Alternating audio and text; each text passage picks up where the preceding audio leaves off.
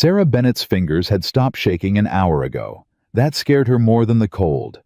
Emma wasn't crying anymore either. The child just stared, blue-lipped and silent, as the blizzard buried their wagon wheel by wheel. Sarah pressed her daughter's face against her chest, trying to share warmth that wasn't there. 7 days since Kentucky. 5 days since food.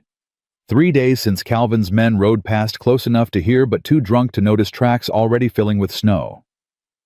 She closed her eyes and prayed for morning, though she no longer believed it would come. Before we continue Sarah and Emma's story, if you believe in second chances and the kind of love that defies impossible odds, hit that subscribe button and ring the notification bell. Stay with us until the end to see if they survive this brutal Wyoming winter, and drop a comment telling us what city you're watching from. We want to see how far this story travels. Now let's find out what happens when a desperate widow meets a rancher who doesn't ask questions. The horse smelled them before Jake Mercer saw anything. The mare's ears pricked forward, nostrils flaring as she pulled against the reins. Jake squinted through the snow. Dawn barely breaking gray over the white plains. Nothing moved except the wind. "Easy, Belle." He loosened his grip, letting her pick the direction. She walked 20 paces north, then stopped, pawed at a snowdrift taller than Jake's waist. He dismounted, boots sinking deep. The cold bit through his coat immediately. 20 below, maybe worse. He'd been checking fence lines since before sunrise, looking for breaks from last night's storm. Belle pawed again, insistent. Jake waded closer, saw brown fabric, a woman's coat. He dropped to his knees and dug ice crystals, cutting his bare hands. More fabric, a face, blue-tinged skin, closed eyes. "Ma'am."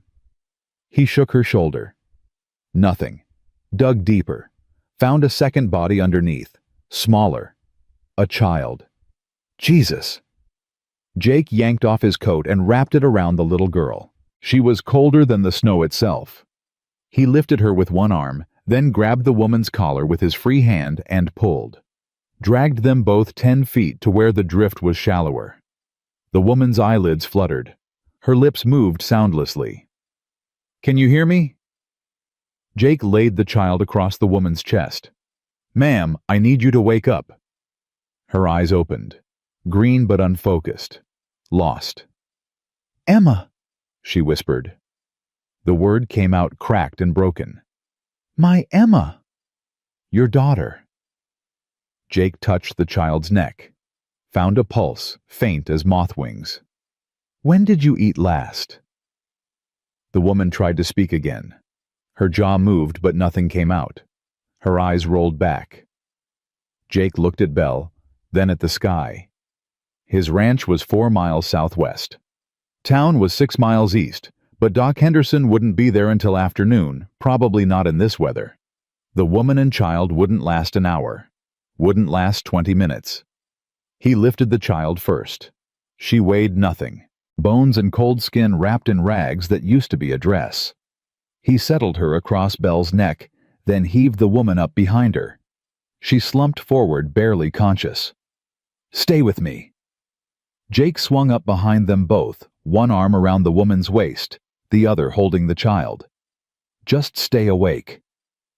The ride back was the longest 4 miles of his life. The woman drifted in and out.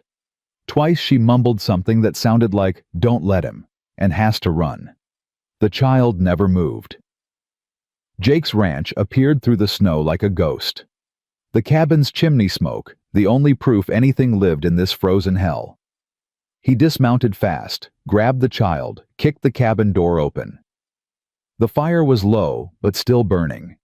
He laid the girl on the floor right in front of it, wrapped her in every blanket he owned. Ran back for the woman.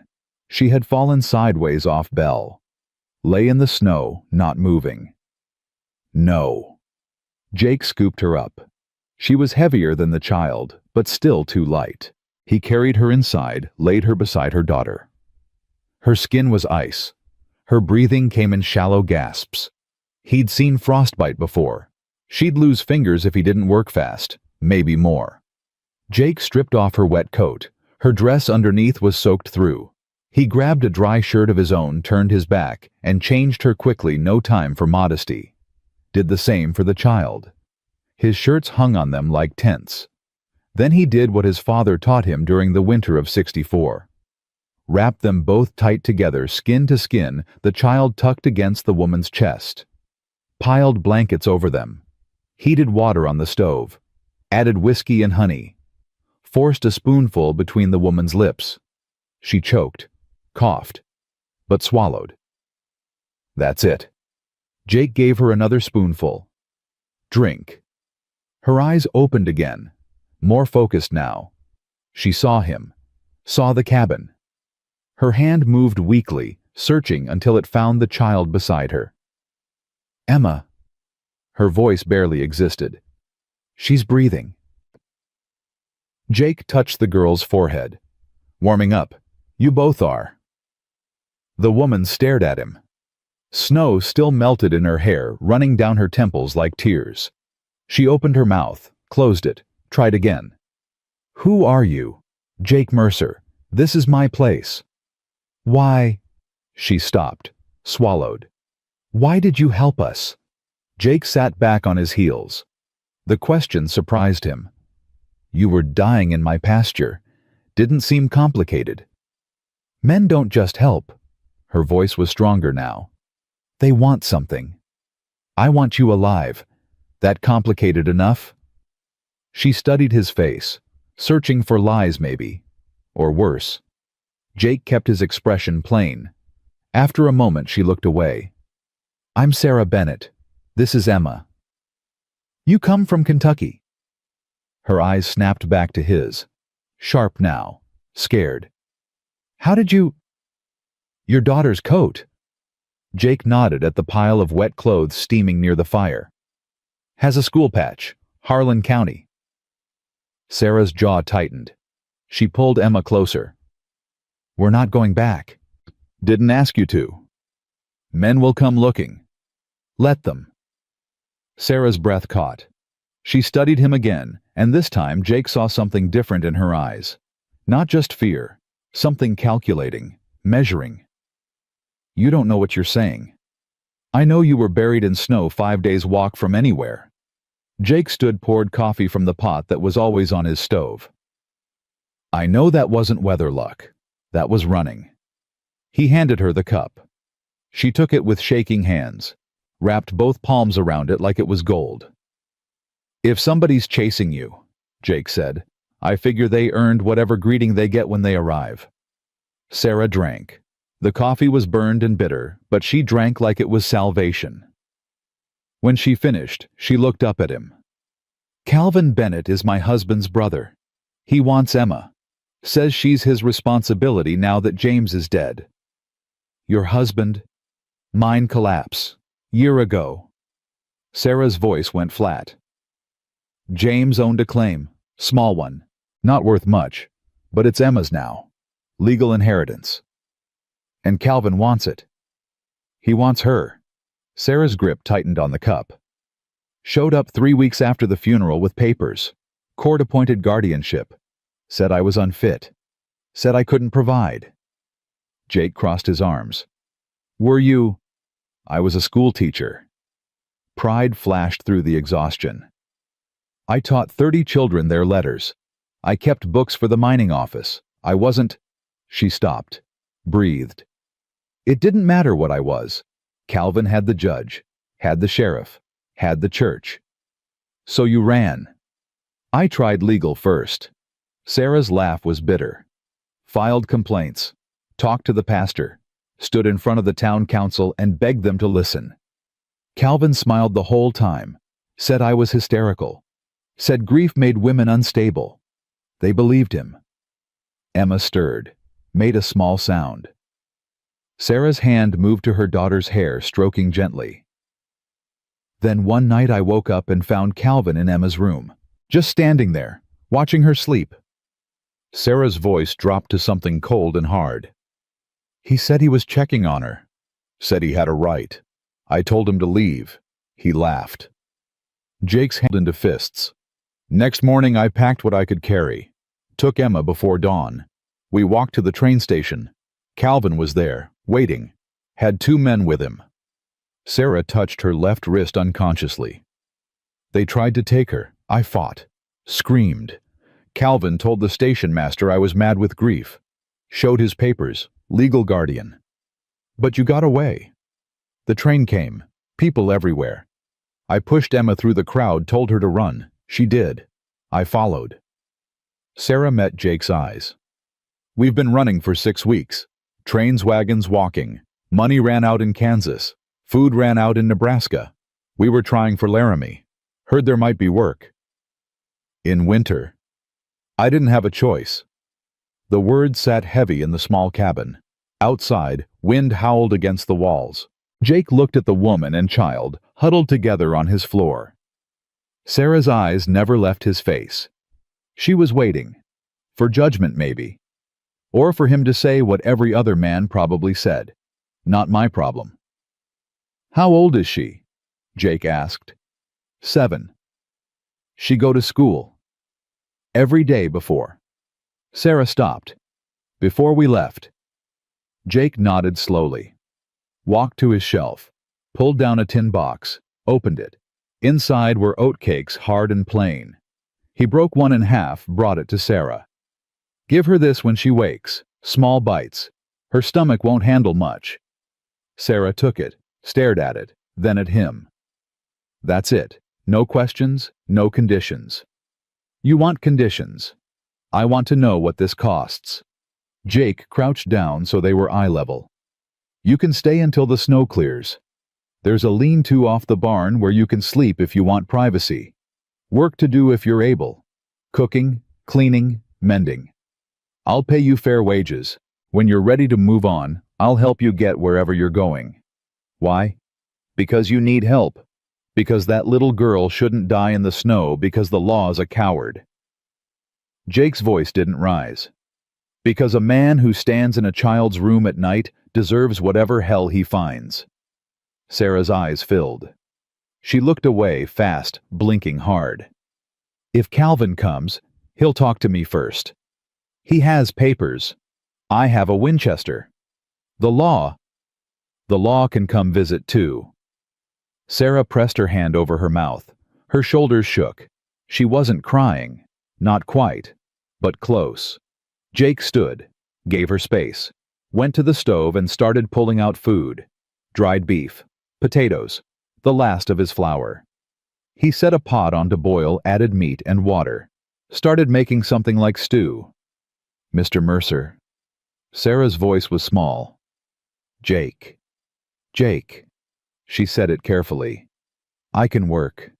I'm strong. I can earn our keep. I won't be charity. Didn't figure you would be. And when we leave, if you leave, Jake stirred the pot. Wyoming winters last 6 months. You're not walking anywhere until April. Sarah said nothing. Jake glanced back. She was looking at Emma, running her fingers through the child's dark hair. The little girl's color was better, her breathing deeper. She looks like you, Jake said. Sarah smiled, small and sad. She looks like James, before the mines broke him. The stew bubbled. Jake added salt, a handful of dried herbs. It wasn't much, but it was hot and it would fill their bellies. He poured 2 bowls, brought them over. Emma first when she wakes. You eat now. Sarah took the bowl, held it, didn't eat. I lied to you, she said quietly. Jake waited. We didn't run out of food in Nebraska. We ran out in Kansas. We haven't eaten in 5 days. Jake looked at the bowl in her hands, at her face, at the bones showing sharp beneath her skin. Then stop talking and eat. Sarah brought the spoon to her lips. Tasted. Her eyes closed. A sound escaped her throat, half sob, half relief. She ate slowly, methodically, forcing herself not to rush. Jake watched. Made sure she finished every drop. More? He asked. She shook her head. Emma needs it. There's enough. I can wait. Sarah. Jake refilled the bowl, set it in front of her. Eat. This time she didn't argue. She ate 3 bowls before her body finally signaled full. By then Emma was stirring. Her eyes opened. Blue like winter sky. She saw her mother first. "Mama." "Right here, sweet pea." Sarah pulled her close. "Right here." Emma looked around, saw Jake, pressed tighter against Sarah. "It's all right." Sarah stroked her hair. "This is Mr. Mercer. He found us. He's helping us." Emma stared at Jake with eyes too old for 7, eyes that had seen things no child should. She didn't speak. Jake crouched down, stayed back, kept his voice gentle. "You hungry, Emma?" The girl looked at her mother. Sarah nodded. Emma nodded back. Jake brought over the oatcake broken into small pieces, set it on the blanket between them. Didn't reach out, didn't touch, just waited. Emma's hand crept forward, took a piece, put it in her mouth, chewed slowly. Her eyes went wide. "More?" Jake asked. Emma nodded. Faster this time. He gave her the rest of the pieces one at a time, watched her eat. When she finished, he brought the stew. Sarah fed it to her spoonful by spoonful, whispering encouragement. Jake turned away. Busied himself banking the fire, checking the windows. The storm was getting worse. Snow piled against the glass like white walls. Nobody would be traveling today. Not Calvin. Not anybody. They were safe. For now. "Mr. Mercer." Emma's voice was small and rusty. Jake turned. The girl was sitting up now, color in her cheeks, still thin as a rail, but alive, alert. "Jake," he said. "You can call me Jake." "Are you a cowboy?" "I run cattle, so I guess that's close." "Do you have a gun?" "Emma," Sarah pulled her back. "That's not polite." "It's all right." Jake met the girl's eyes. "Yes, I have a gun." "Can you shoot it?" "When I need to." Emma nodded, processing. Then, "If the bad uncle comes, will you shoot him?" Sarah went pale. "Emma Grace Bennett, you stop that right now." "It's all right," Jake said again. He looked at Emma, really looked, saw the question behind the question, the terror wrapped in childhood bluntness. "If anybody tries to hurt you or your mama, I'll stop them, whatever it takes." "Promise." "Emma." Sarah tried. "Promise," Jake said. Emma stared at him, measuring, deciding. Then she laid back down against her mother, tucked her thumb in her mouth like a much younger child, and closed her eyes. Sarah looked at Jake over her daughter's head. Her expression was complicated, grateful and guilty and scared all at once. "You shouldn't make promises you can't keep," she whispered. "Didn't. Calvin is dangerous. So am I." They sat in silence. Outside, the blizzard raged.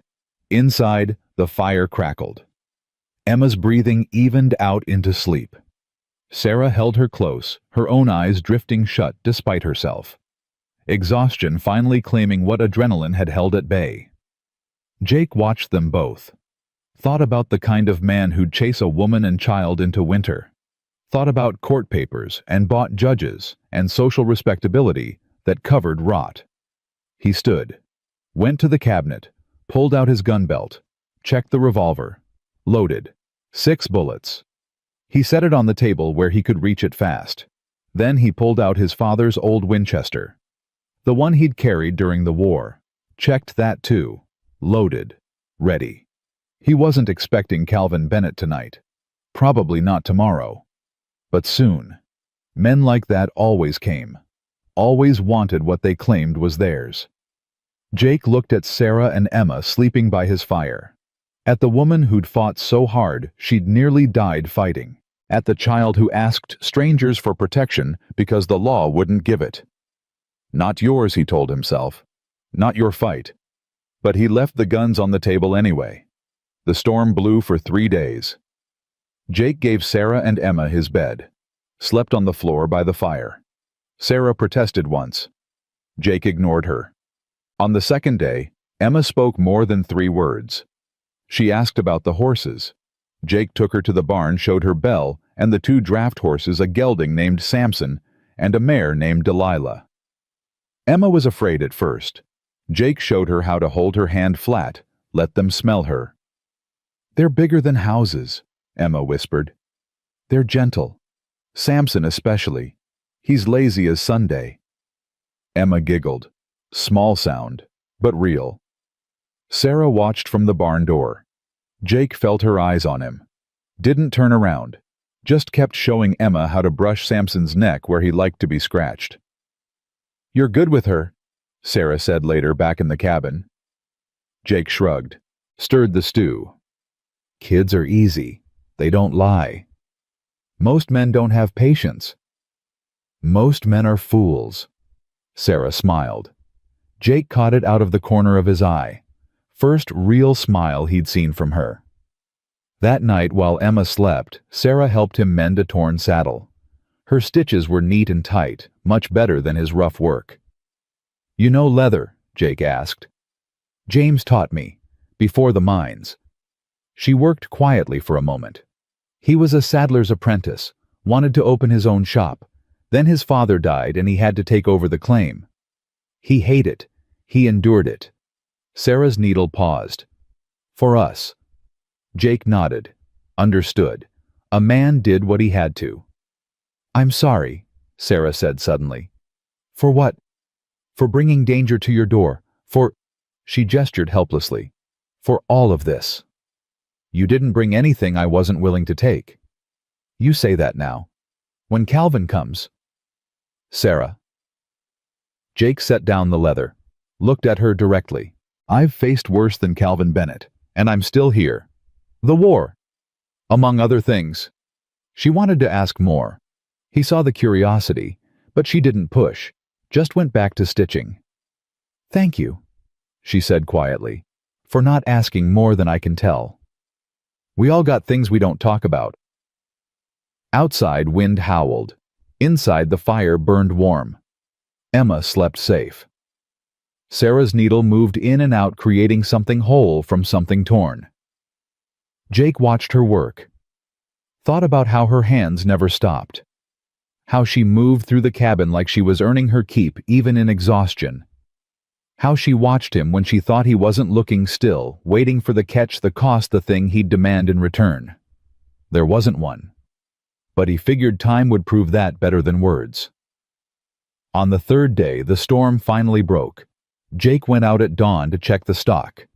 Dug them out from the drifts. Fed and watered. Checked fence lines.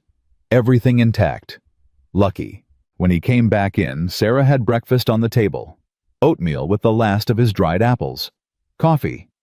She'd somehow made the cabin tidier, neater, more lived in. "You didn't have to," he started. "I wanted to." She met his eyes. "It's not much, but it's something." Emma sat at the table, drawing pictures in spilled flour with her finger. She looked up when Jake entered. Smiled. "Jake, look, I made Samson." He bent to see. The horse looked more like a cloud with legs, but Emma was proud. "That's good work," Jake said seriously. Emma beamed. They ate together. First meal as something like a family, though none of them would have said it. Sarah asked about the ranch, how much land, how many cattle, what he did come spring. Jake answered, asked about Emma's schooling. Sarah brightened, talking about books and letters and arithmetic. "I miss teaching," she admitted. "I miss—" She stopped, looked away. Jake understood. She missed the before, the life that made sense. After breakfast, he gave Emma a slate and chalk he'd had since he was a boy. Her eyes lit up. She settled on the floor and started drawing tongue between her teeth in concentration. Sarah washed dishes. Jake split more wood. The day felt almost normal, almost safe. Then, just after noon, Belle whinnied sharp from the barn. Alert. Warning. Jake went still. Sarah froze hands in dishwater. "What is it?" she whispered. "Company." "Calvin." "Too soon to tell. Get Emma." Jake reached for the Winchester. Back room, stay quiet. Sarah moved fast, scooped up Emma, ignoring the girl's protest, disappeared through the door. Jake heard the bolt slide home. He checked the rifle, moved to the window, saw movement through the snow. 2 riders, no 3. Coming up the trail slow and purposeful. Not travelers, not neighbors, hunters. Jake stepped onto the porch, rifle held loose but ready. The riders pulled up 30 feet out, close enough to talk, far enough to think they had options. The man in front was clean-shaven city clothes under a wool coat, polished boots, soft hands, eyes like a banker counting money. Behind him rode 2 others, harder men, the kind hired for muscle. "Good afternoon," the first man called. Pleasant voice, civilized. "I'm looking for Jacob Mercer." "You found him." The man smiled. "Calvin Bennett. I believe you have something of mine." Jake's finger moved to the trigger. Not obvious, just ready. "Don't believe I do." "A woman. Dark hair, about 28, traveling with a child." Calvin's smile never wavered. "Her name is Sarah Bennett. She's my sister-in-law. She's unwell. Needs family." "Sounds unfortunate." "Indeed." Calvin leaned forward slightly. "I have legal custody of the child, court appointed. I'm here to collect her and return them both to Kentucky, where they can receive proper care." "That so?" "Yes." Calvin reached into his coat. Jake's rifle came up. Calvin froze. "Just papers. May I—" Jake nodded once. Calvin pulled out folded documents, held them up. "Guardianship decree, signed by Judge Morrison, County of Harlan, Kentucky, all legal and proper. Kentucky law doesn't run in Wyoming. Federal law says I have parental rights to my brother's child. Federal law says a lot of things, doesn't make them right." Calvin's smile thinned. "Mr. Mercer, I don't want trouble. I just want my niece. Her mother has suffered a breakdown. She needs medical intervention. The child needs stability. I can provide both." "Child looks stable to me." "You've seen them then." Jake said nothing. Calvin's eyes hardened. "Hiding a kidnapped child is a federal offense. I could have you arrested. I could bring the marshal from Cheyenne. But I'm a reasonable man." He gestured to the cabin. "Let me see Emma. Let me speak with Sarah. If they're truly well and happy, perhaps we can come to an arrangement." "What kind of arrangement?" "Sarah returns with me. We sort out the legalities properly. Emma stays in family care, my care, until Sarah is evaluated by physicians and deemed fit. If she's fit, she gets the child back. If not—" Calvin spread his hands. "Then I fulfill my duty as guardian." "And the mining claim?" Calvin's expression didn't change, but something flickered behind his eyes. "That's family business." "Meaning it's yours, once Emma's yours." "Meaning it's properly managed." Jake lowered the rifle, not down, just to the side. His voice stayed level, calm. "Here's how it's going to work. You're going to turn your horses around. You're going to ride back to whatever hole you crawled out of. And you're going to forget you came here. I have legal—" "I don't care about your papers. I care that a woman and child nearly froze to death running from you.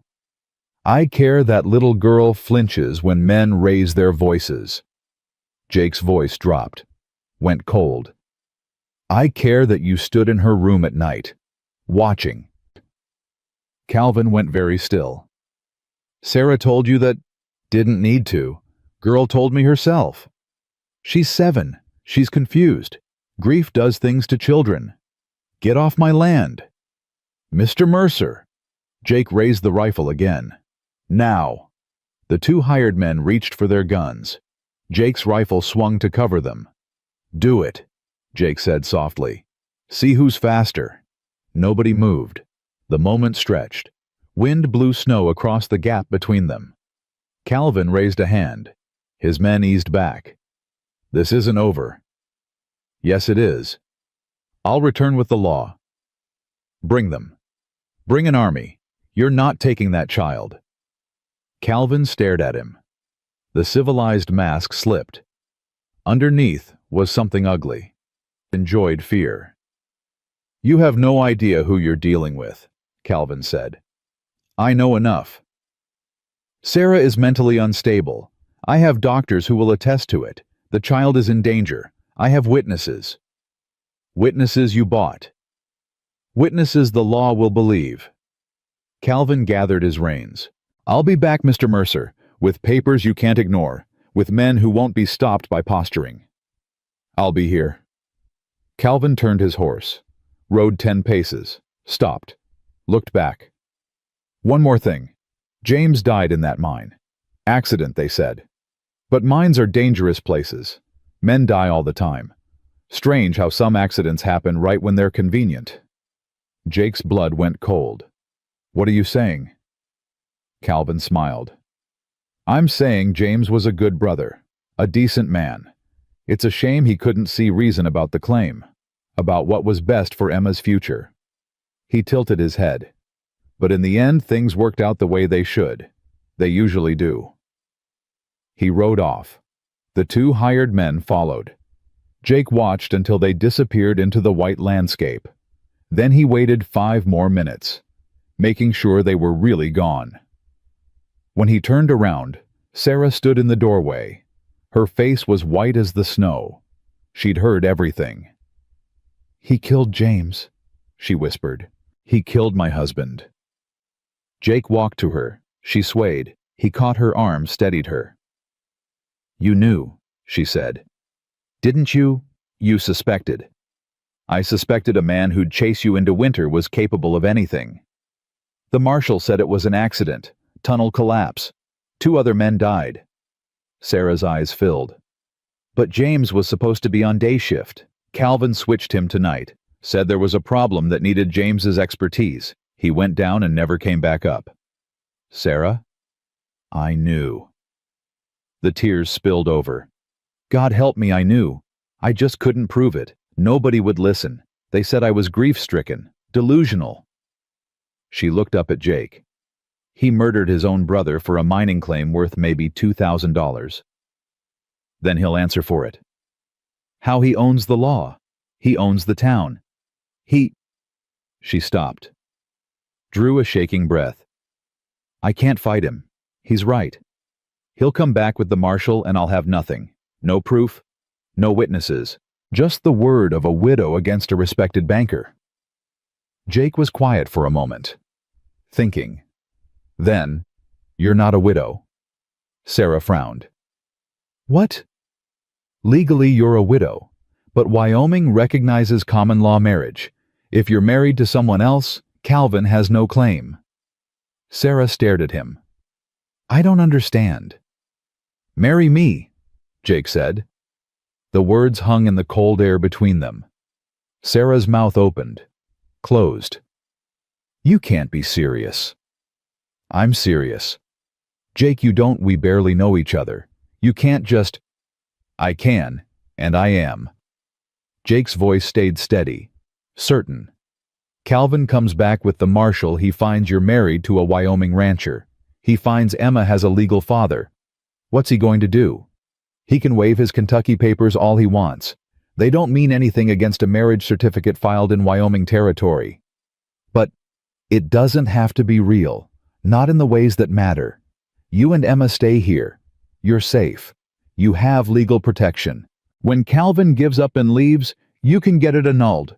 Move on. No one has to know it was just paper." Sarah shook her head. "Why would you do this?" "Because it's the right thing." "No." She stepped back. "No. Men don't sacrifice themselves for strangers without wanting something. What do you want? What's this really about?" Jake met her eyes. "My father was a good man. He raised me to stand between the wolf and the flock. I didn't do it enough during the war. Let people suffer who shouldn't have. I can't do that again." He paused. "That little girl in there asked me to protect her. I gave my word.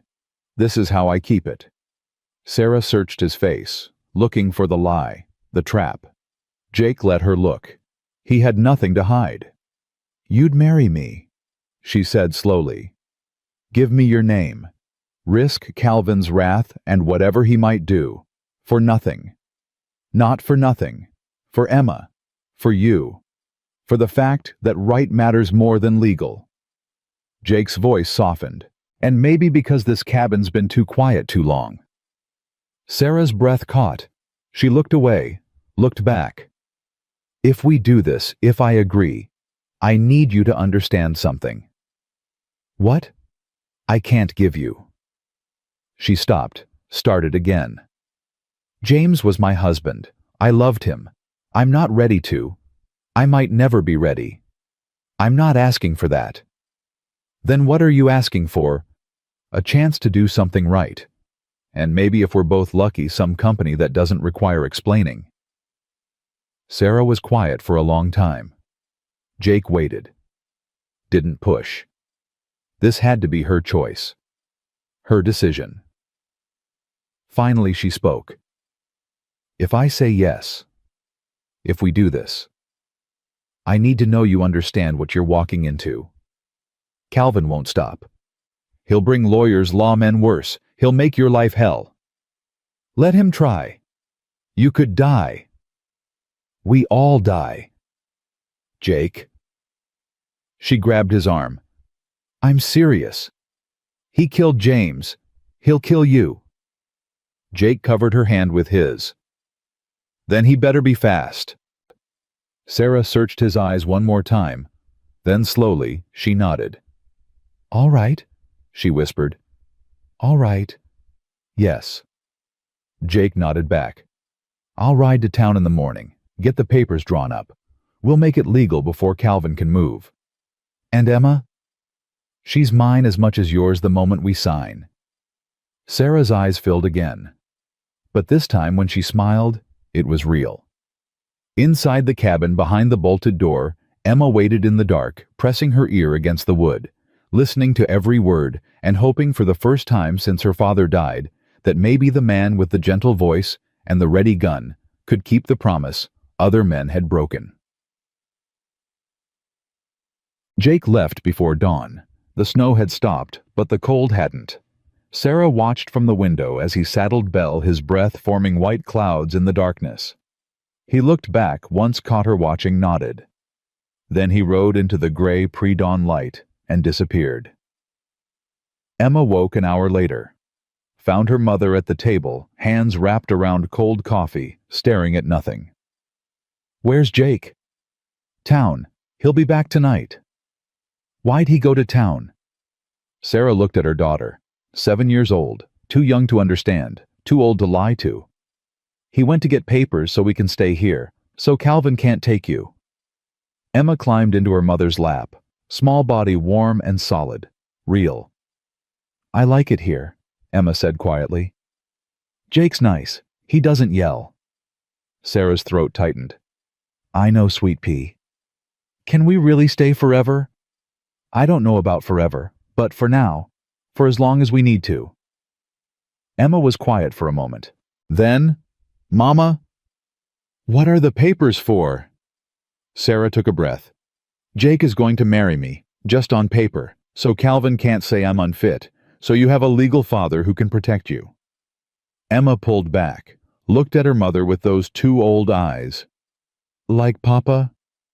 No, baby, not like Papa. This is different. This is just to keep us safe. But Jake said he'd protect us anyway. He did.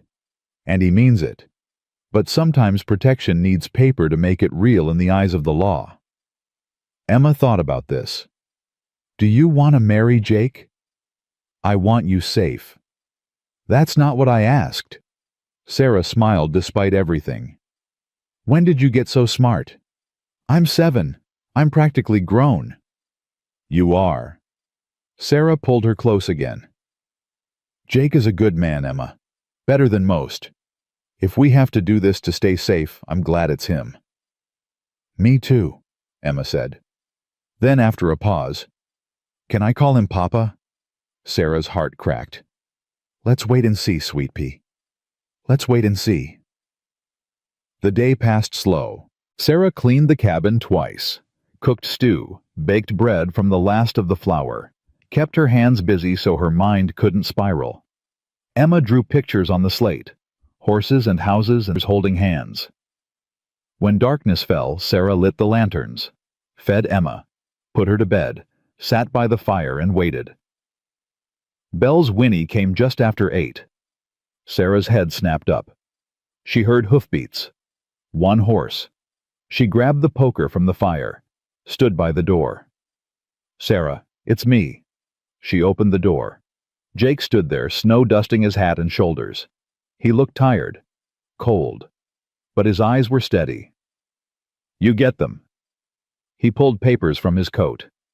"Tomorrow morning, 10 o'clock. Judge Hawkins will do it in his office. We need 2 witnesses." "Who?" "I asked Tom and Mary Fletcher.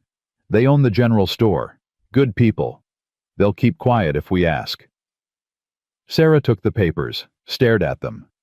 Marriage license, territory of Wyoming, names blank, date blank. Real as anything. "You can still say no," Jake said. "I'll figure something else out." "There isn't anything else." "Then we do this." Sarah nodded. "Set the papers on the table like they might bite. When do we leave?" "First light. It's 4 hours to town. We'll be back before dark." "And Emma?" "She comes. Judge needs to see her. Needs to know she's real and she's safe." Sarah looked at him, really looked. Saw the lines around his eyes, the set of his shoulders, the way he held himself like a man who'd decided something and wouldn't be moved. "You'll regret this," she said quietly. "Calvin will make your life hell. The town will talk. People will assume things. Let them assume." "Jake." "Sarah." He stepped closer, close enough she could smell leather and cold air and horse. "I've thought about this. I know what I'm doing." "Do you?" "Because I don't. I don't know how to be married to someone I barely know. I don't know how to live in a house that isn't mine. I don't know." Her voice broke. "I don't know how to let someone help without expecting them to take something in return." "Then we'll figure it out as we go." "That's not a plan." "It's the only one we've got." Sarah laughed, sharp and brittle. "God help us." "He might. But even if he doesn't, we're doing this anyway." She looked at him.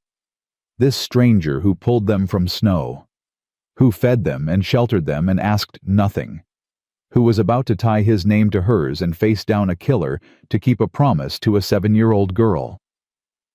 "I'll earn this," she said. "However long we do this, I'll earn my keep. I'll work. Sarah. I won't be a burden. I won't." "Sarah." Jake caught her hands, held them still. "You're not a burden. You're a woman who needs help. There's no shame in that." "There's shame in taking without giving." "Then give what you can. Cook, clean, keep the books if you want. But don't kill yourself trying to pay a debt that doesn't exist." Sarah pulled her hands away, wrapped her arms around herself. "You don't understand." "Then help me understand." She turned to the fire, watched the flames. "James was good to me, but his family wasn't. They thought he married beneath him. Coal country school teacher. No family, no money." Her voice went flat. "When he died, they made sure I knew I was nothing. That everything I had was because of him. Because he allowed it. Without him, I was just—" She stopped. "You were just what? Disposable." The word sat heavy. Jake was quiet for a long moment. "My father used to say a person's worth isn't in what they own or who they marry. It's in what they do when no one's watching. When there's no reward coming." He moved to stand beside her, not touching, just close. "You ran into winter with nothing but your daughter and the clothes on your back. You walked until your feet bled. You went 5 days without food and kept going. That's not disposable. That's steel." Sarah's eyes burned. "Calvin will come back." "I know. He'll bring the marshal, maybe worse." "I know." "You could die." "Sarah." Jake turned her to face him. Look at me. She did. I rode through 3 years of war. Saw things that would break most men. I came home to Wyoming because I was tired of running and tired of watching good people suffer while bad people thrived. His voice was quiet, certain. If Calvin Bennett wants a war, he'll get one. But he won't get you, and he won't get Emma. Why? The question came out broken. Why do you care so much? Jake's jaw worked. He looked away, looked back. During the war, I was stationed outside Atlanta. Burned a lot of homes, lot of farms. Orders were orders. But there was this one place, little cabin woman and 3 kids. Her husband died at Shiloh. She begged us not to take her food, said her children would starve. He stopped. Sarah waited. My captain didn't care, took everything, burned the house anyway. I stood there and watched, told myself I was just following orders. Jake's voice went rough. Found out later those kids didn't make it through winter. All 3 died. Jake, I stood there and did nothing.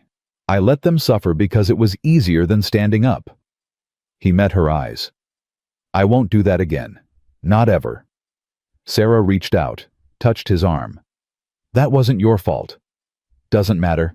Still happened. And this is you trying to make up for it. This is me doing what I should have done then. They stood in the firelight, the cabin warm and quiet around them. Emma sleeping in the next room. The marriage papers on the table. Tomorrow coming whether they were ready or not. I'm afraid, Sarah whispered.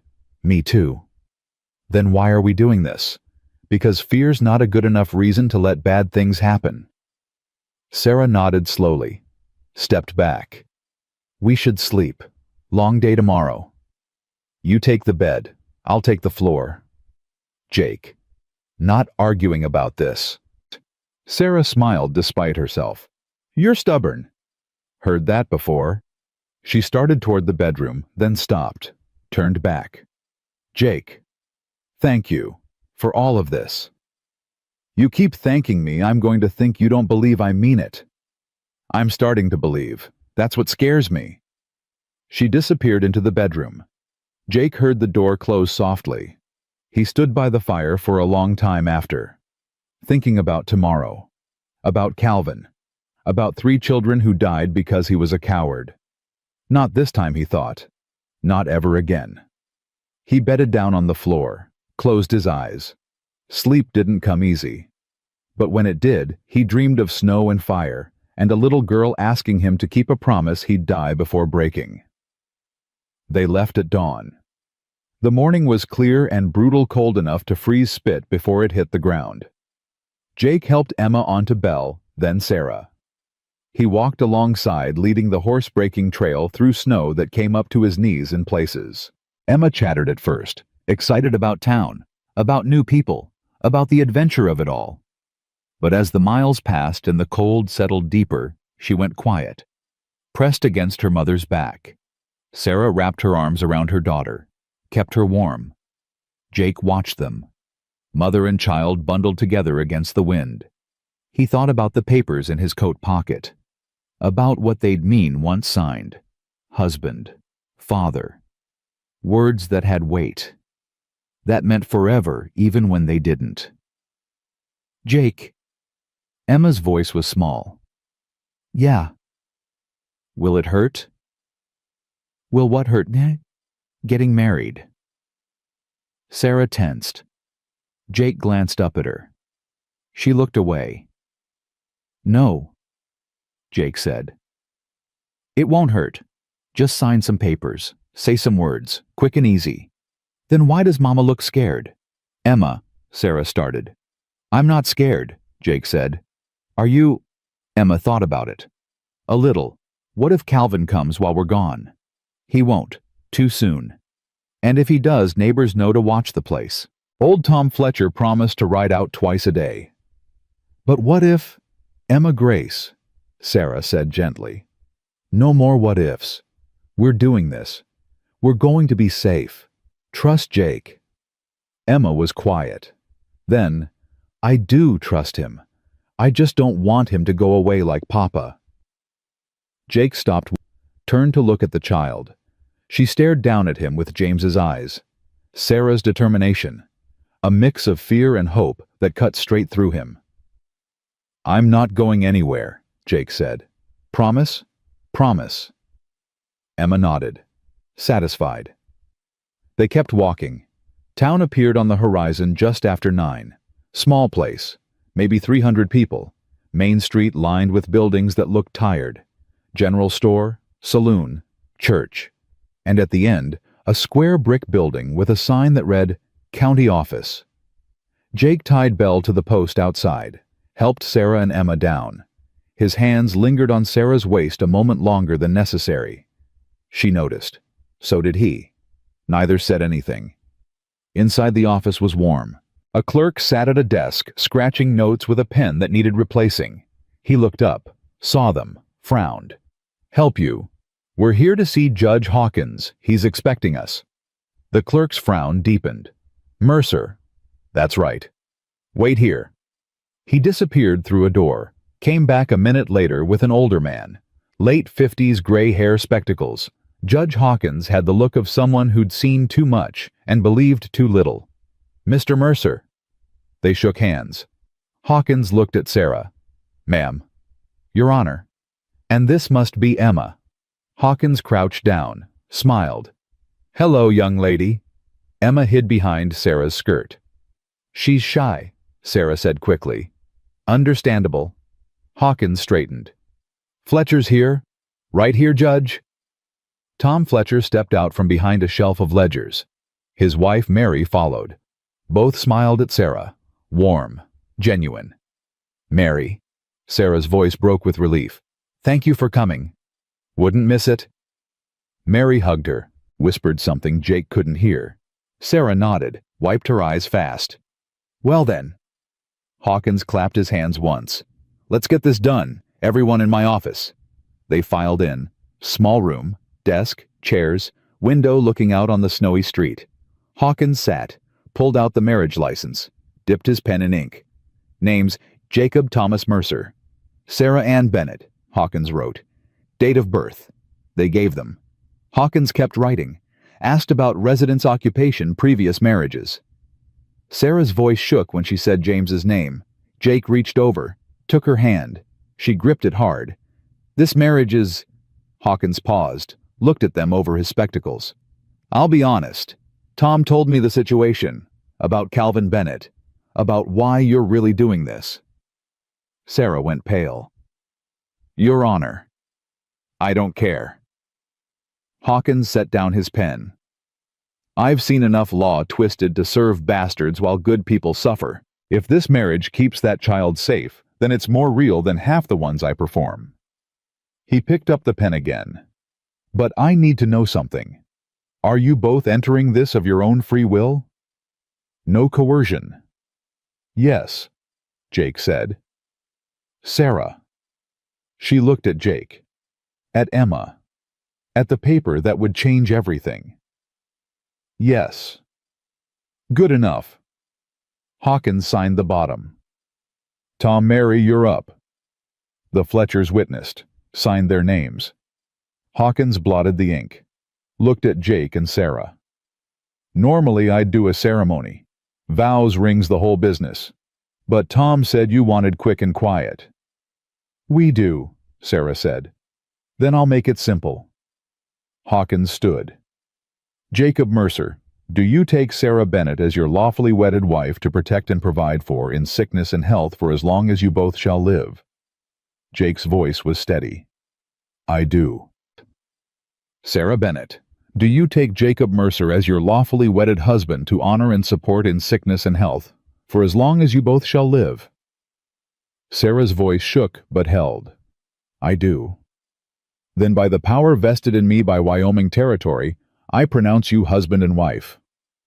Hawkins smiled. You may kiss the bride. Or not. Up to you. Jake looked at Sarah. She looked back. The moment stretched. Then Jake leaned in, pressed his lips to her forehead. Gentle. Brief. Sarah's eyes closed. "Thank you," she whispered. "Don't thank me yet." Hawkins handed Jake the license. "This is legal and binding. File a copy with the territorial office in Cheyenne if you want extra protection. Keep the original somewhere safe." "I will." "And Mr. Mercer." Hawkins leaned forward. "Calvin Bennett has friends in high places, but so do I. If he brings trouble, you send word. I'll make sure the marshal understands which side of the law he's supposed to be on." "Appreciate that, Your Honor." "Don't appreciate it. Just don't get killed before I can help." They left the office. The cold hit like a fist. Emma ran ahead, boots crunching in snow. Mary Fletcher pulled Sarah aside. "You all right?" "I don't know." Sarah looked at the paper in Jake's hand. "I just married a man I've known for 4 days." "You married a good man who's willing to die for you. That's rare." Mary squeezed her arm. "Give it time. See what grows. And if nothing grows, then at least you're alive to find out." Tom shook Jake's hand. "Calvin won't take this lying down." "I know. Watch your back. He's got money and mean streak long as the Platte. I've dealt with worse." "Have you?" Tom's expression was serious. "Because I knew Calvin's father. He was a hard man. Raised Calvin to believe the world owed him everything. Men like that don't lose gracefully." "Then he better learn fast." They said their goodbyes. Jake helped Sarah and Emma onto Bell, started the long walk home. They were 2 hours out when Emma spoke up. "Mama." "Yes, sweet pea? Are you and Jake really married now?" Sarah glanced at Jake. He kept walking, eyes forward. "Yes," Sarah said quietly. "We are." "Does that mean Jake's my papa now?" Sarah's throat closed. That's up to Jake." Emma looked down at him. "Are you my papa?" Jake stopped walking, turned to face the child. Snow fell soft around them, the world gone quiet and white. "Do you want me to be—" Emma nodded, solemn. "Sure." "Then I am." "Promise?" "Promise." Emma smiled. First real smile Jake had seen from her. It lit her whole face, made her look 7 instead of 70. "Can I tell you a secret?" Emma whispered.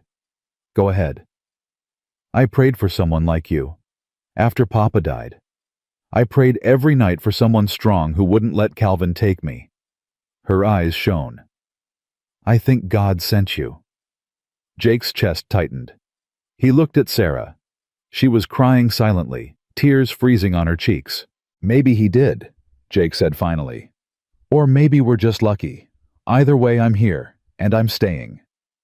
Emma reached down, touched his face with her small hand. "I love you, Papa." The words hit Jake like a bullet. He caught her hand, held it. "I love you too, sweetheart." They kept moving, walked until the ranch appeared through the snow. Home. The word felt strange. Jake hadn't had a home in years, just a place to sleep. But looking at it now, Sarah and Emma beside him, it felt different. Fuller. They were 50 yards from the cabin when Bell stopped. Head up, ears forward, alert. Jake's hand went to his gun. "What is it, girl?" Then he saw it. Smoke rising from his chimney. Too much smoke. And the door was open. "Stay here," Jake said. "Jake, stay here." He pulled the Winchester from Bell's saddle, worked the action, moved forward slow and careful. The cabin was wrecked. Table overturned. Chairs smashed. Papers scattered everywhere. Jake moved through the destruction rifle, ready, checking corners. No one inside, but the message was clear. Written on the wall, in what looked like charcoal. "She's mine. Come get her." Jake stood in the ruins of his home and felt something cold and hard settle in his chest. Rage, pure and clean and dangerous. "Jake." Sarah's voice from the doorway. He turned. She stood there with Emma, both staring at the destruction. Emma made a small sound, buried her face in her mother's coat. "He was here," Sarah whispered. "He knows. He knows." "What do we do?" Jake looked at the message on the wall. then at his wife, his daughter, both scared and cold and trusting him to have answers. "We finished," he said.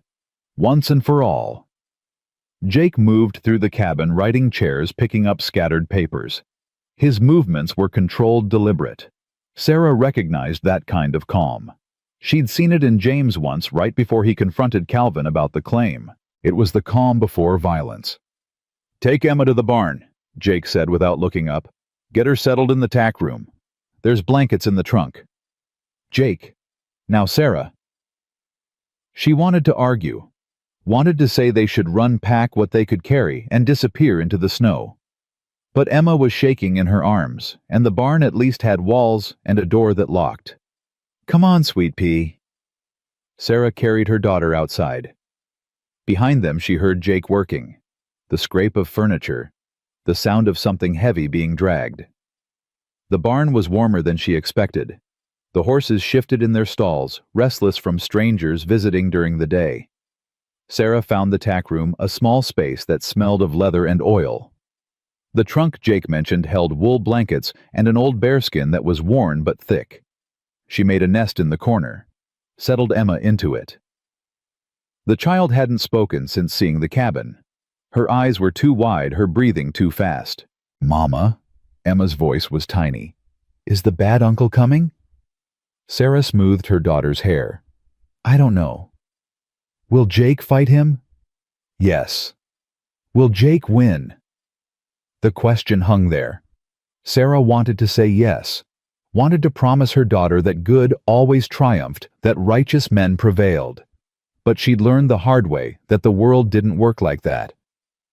"I hope so," Sarah said finally. "I really hope so." Emma grabbed her mother's hand. "Don't leave me."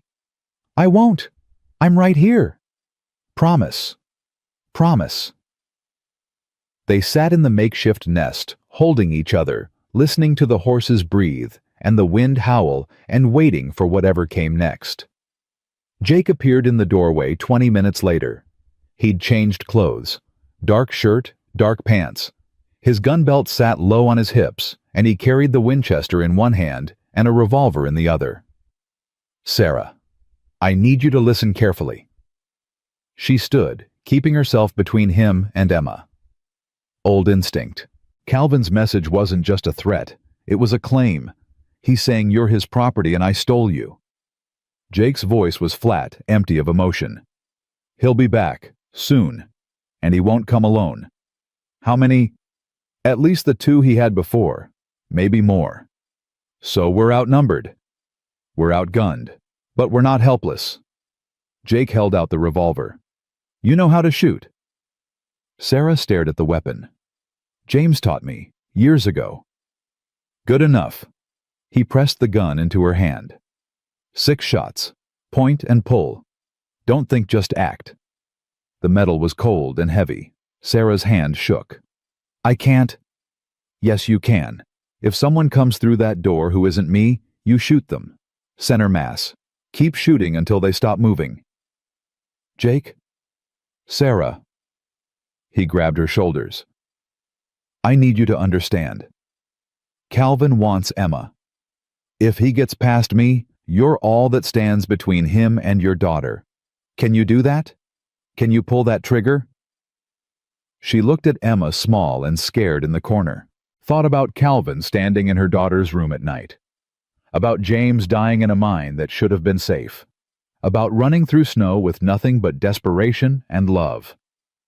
"Yes," Sarah said. "Yes, I can." "Good." Jake released her, moved to the door. "I've barricaded the cabin, set up positions I can fire from. If they come, I'll hold them as long as I can. And if you can't, then you run. Take Emma and go north. There's a trapper named Silas 3 miles up the creek bed. Tell him Jake sent you. He'll hide you." "I'm not leaving you." "Sarah, I said I'm not leaving you." Her voice shook, but held firm. "You married me, gave me your name, made promises to my daughter. I won't let you die alone defending what's ours." Jake stared at her. Something shifted in his expression, softened. Our marriage license is in the desk drawer. Top right. If something happens to me, you take it and go to Judge Hawkins. He'll protect you. Nothing's going to happen to you. Sarah. No. She stepped closer. You don't get to give up before the fight even starts. You don't get to plan your funeral when Emma just called you Papa. Jake's jaw worked. He looked away, looked back. I've been in battles. Real ones. War is chaos and luck and who shoots first. I can't promise. Then don't promise. Just fight. They stood there inches apart, the revolver between them like a pact. All right, Jake said finally. All right. He left. Sarah heard his boots crunch through snow back to the cabin. She sat down beside Emma, gun in her lap, and waited. The sun tracked across the sky. Noon came and went. Emma dozed, fitfully exhausted from fear. Sarah didn't sleep. Couldn't. Every sound made her jump. Every wind gust sounded like hoofbeats. She thought about the last year, about James dying, about Calvin's smile at the funeral, about running and starving and nearly freezing, about Jake's hands pulling her from the snow, about his voice saying, "I do," in Judge Hawkins's office, about Emma calling him Papa like it was the most natural thing in the world. They'd been married less than 12 hours, barely knew each other. But sitting in that barn, gun in hand, Sarah realized something that terrified and comforted her in equal measure. She didn't want Jake to die, not just because they needed him, not just because he was protection and safety and a name that meant something, but because somewhere in 4 days of kindness and quiet strength, she'd started to care what happened to him. The realization made her angry. She had no right to care, no space in her heart for anyone but Emma. James had been dead a year, and she still dreamed about him. Still heard his voice, still felt the ghost of his touch. She had nothing left to give. But the gun in her hands said otherwise. The way her heart hammered every time she thought about Calvin riding up said otherwise. The fact that she was prepared to kill to protect this man she barely knew said everything. "Mama." Emma stirred, rubbed her eyes. "What time is it?" "Late afternoon, almost dark." "Has anyone come?" "Not yet." Emma sat up, looked at the gun in Sarah's lap. "Are you scared?" "Yes." "Me too." Emma crawled closer. "But Jake's strong. He'll win." "How do you know?" "Because he promised. And Jake doesn't lie." Sarah pulled her daughter close, prayed Emma was right. They came just after sunset. Sarah heard the horses first. Multiple riders, coming fast. She stood moved to the door, peered through the crack. 6 men. Calvin in the lead on his black gelding. The 2 hired guns behind him. And 3 more she didn't recognize. Hard-looking men with rifles and the kind of faces that said they'd done bad things and would do more. They pulled up in front of the cabin, spread out, tactical, practiced. "Mercer," Calvin's voice carried across the snow. "I know you're in there, and I know you've got Sarah and Emma. Send them out and we'll talk. Settle this civilized." Silence from the cabin. "I've got 6 men, Mercer. You've got what a Winchester and pride. This doesn't have to end bloody. Just give me what's mine." "Nothing here is yours." Jake's voice came from somewhere inside. Sarah couldn't see him, but she heard the steel in his words. "Leave now, and you leave breathing." Calvin laughed. "Big talk for a man alone." "Who says I'm alone?" "You expect me to believe you've got an army in there?" "I expect you to believe I'll put a bullet in you before you finish your next sentence." The hired guns shifted. Hands moved toward weapons. Calvin raised a hand, stopping them.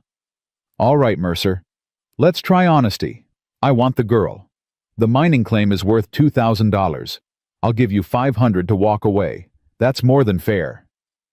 "Not interested." "1,000 then. Cash. Right now." "Still not interested." Why? She's not even yours.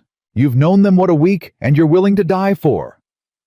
The shot cracked through the cold, kicked up snow 2 feet from Calvin's horse. The animal spooked, reared. Calvin fought for control, cursing. Next one won't miss, Jake said. Calvin got his horse settled. His face was red angry. You just assaulted an officer of the court. You're a banker with a bought badge. Don't flatter yourself. I've got legal standing. I've got witnesses. And I've got more men than you have bullets. Calvin's voice went cold. Last chance, Mercer. Send out Sarah and Emma, or we burn you out. Try it. Calvin looked at his men, nodded. 2 of them dismounted, grabbed torches from their saddles, moved toward the cabin. Sarah's heart stopped. The gun in her hand suddenly felt light, useless, 6 against 1. They'd burn Jake alive, burn the cabin, smoke them out of the barn. She looked at Emma, at her daughter's terrified face, at the future closing in like jaws. No, Sarah thought, not like this. She stood, shoved the gun in her coat pocket, grabbed Emma's hand. Mama, what are you doing? Ending this. No. Stay close to me. No matter what happens, stay close. She pulled open the barn door, stepped out into the dying light. Calvin's men saw her immediately, raised rifles. Wait! Sarah's voice cut through the tension. Wait! Calvin turned. His smile was sharp and cruel. Sarah, finally, some sense. Jake's voice roared from the cabin. Sarah, get back inside. She ignored him, kept walking. Emma pressed against her side, stopped 10 feet from Calvin's horse. You want to talk civilized, Sarah said. Let's talk. Nothing to talk about. You're coming with me. Emma's coming with me. This ends now. No. Sarah pulled the marriage license from her pocket. This ends now. I'm married, legal and binding. Judge Hawkins performed the ceremony this morning. Tom and Mary Fletcher witnessed. Calvin's smile faded. You're lying. Read it yourself. She held up the paper.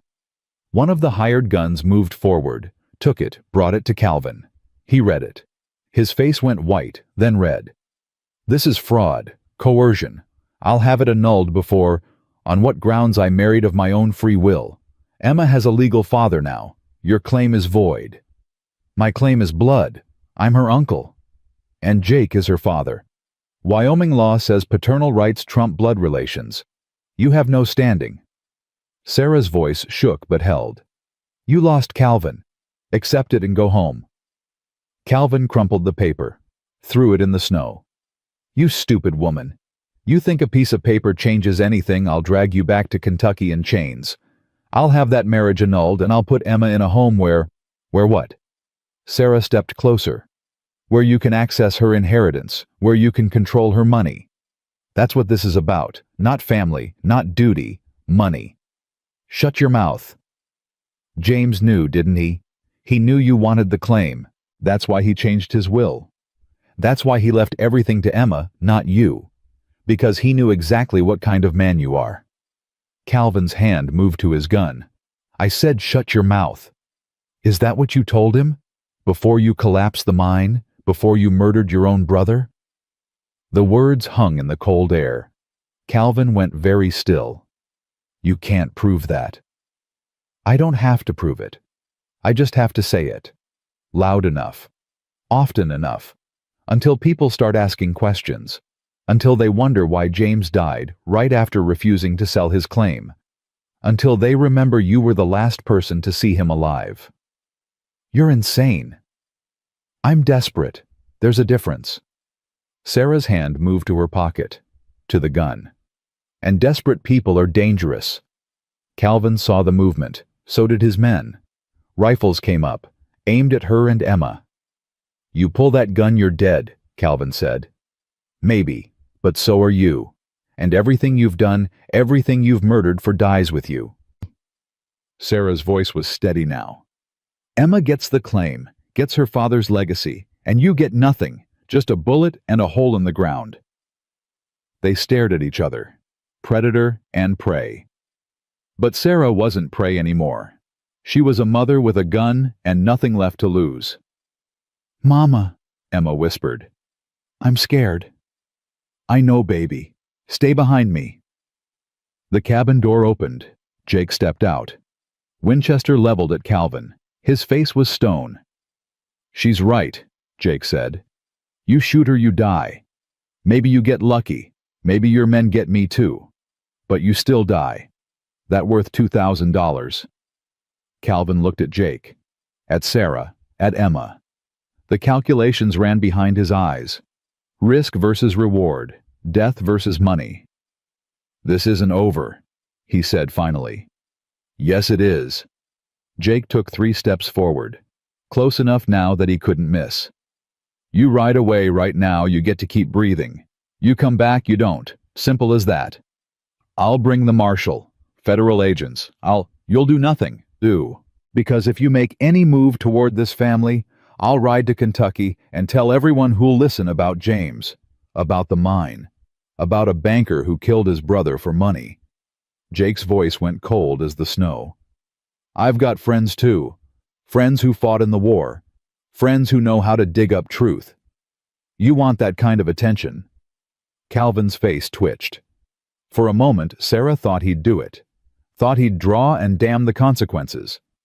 Men like Calvin didn't lose gracefully. But then he looked at his hired guns. Saw them shifting nervously. Saw them calculating their own odds. Men who worked for money, not loyalty. Get on your horse, one of the hired guns said to Calvin. This ain't worth dying over. I paid you. You paid us to collect a woman and kid, not to die in Wyoming snow for your grudge. The man holstered his rifle. I'm out. He mounted up, rode off into the darkness. The other hired gun followed, then another. Calvin was left with 2 men, both looking less certain by the second. You're cowards, Calvin spat. We're alive, one said. That counts more. They left too. Calvin sat alone on his horse, surrounded by enemies holding reins and shaking hands. You'll regret this, he said to Sarah. All of you. I promise you'll. Jake fired.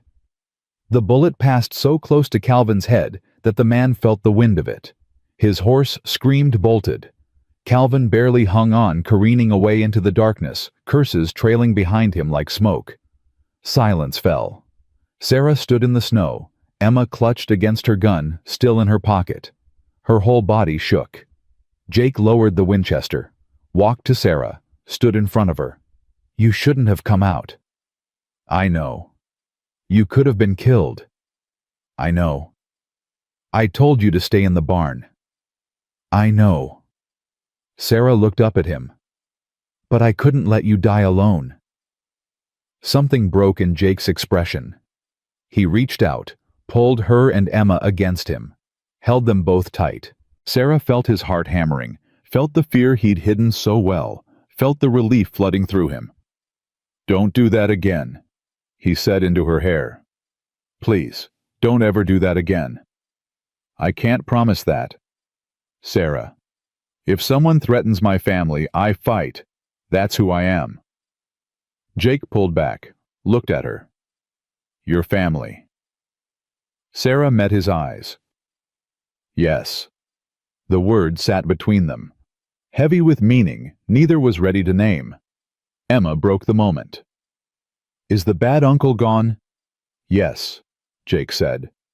He's gone. Forever. Forever. Emma threw her arms around his neck. You did it, Papa. You won. Jake held her close. His eyes met Sarah's over the child's shoulder. We won. All of us. They stood there in the snow as darkness fell complete. 3 people who'd been strangers a week ago, now bound by paper and promises, and the kind of desperate love that only grows in winter. The next days passed in strange normalcy. Jake repaired the cabin. Sarah cooked and cleaned and pretended her hands weren't still shaking. Emma played with the horses and laughed more than she cried and called Jake Papa, like she'd been doing it her whole life. But Sarah couldn't sleep. Every night she lay in the bed Jake had given up for her, staring at the ceiling, listening for hoofbeats that never came. Calvin was gone, but not forgotten. His threat hung over them like weather. On the fourth night, she gave up on sleep entirely, wrapped herself in a blanket, and went to sit by the fire. Jake was there already cleaning his rifle. "Can't sleep?" he asked. "No." "Me neither." They sat in comfortable silence. The fire crackled. Outside, wind howled. Inside, warmth held. "Thank you," Sarah said finally, "for what you did, for all of it." "You keep thanking me." "Because I keep meaning it." Jake set down the rifle, looked at her. "You stood in front of 6 men with guns, told Calvin you'd shoot him. That took—" He shook his head. "That took more courage than most men have." I was terrified. Courage isn't not being scared. It's being scared and doing it anyway. Sarah pulled the blanket tighter. "James used to say that." "Your husband was a smart man." "He was." Her voice went soft. "I loved him. I still do." "I know. But he's gone. And you're here. And I don't—" She stopped. Started again. "I don't know how to do this. How to be married to you. How to let Emma love you. How to feel anything but guilty for being alive when he's dead." Jake was quiet for a long time. Then, "My father died when I was 12. Winter. He went out to check the stock during a blizzard and never came back. We found him 3 days later frozen solid, 20 feet from the barn door." Sarah waited. "For years I was angry. Angry at him for dying. Angry at myself for not going with him. Angry at God for taking him." Jake stared into the fire. "Then one day my mother sat me down and said something I never forgot. She said grief is love with nowhere to go. And until I found somewhere to put that love, I'd stay angry forever." "What did you do?" "I built this place. Every log, every fence post, every piece of this ranch is my father. His lessons, his hands guiding mine, his voice telling me to keep going when I wanted to quit." Jake looked at Sarah. "He's dead, but he's not gone. Not really." Sarah's eyes burned. "James would have liked you." "Yeah." He respected men who kept their word, who protected the weak, who did right even when it cost them. She smiled through tears. "You would have gotten along." "Then maybe he sent me," Jake said quietly. "Maybe he's looking out for you still. Made sure you landed somewhere safe." "You believe that?" "I believe love doesn't die just because a heart stops. I believe good men leave marks on the world. And I believe James loved you enough to want you happy, even if he couldn't be the one to make you that way." Sarah broke. The tears came fast and hard, months of grief finally released. Jake moved to her side, pulled her against his chest, let her sob. He didn't shush her or tell her it would be okay. He just held her while she fell apart. When she finally quieted, she stayed against him, listened to his heartbeat, felt his warmth, realized she felt safe for the first time since James died. "I'm not asking you to love me," Jake said into the silence. "I'm not asking for anything except what we agreed. But Sarah—" He tilted her face up.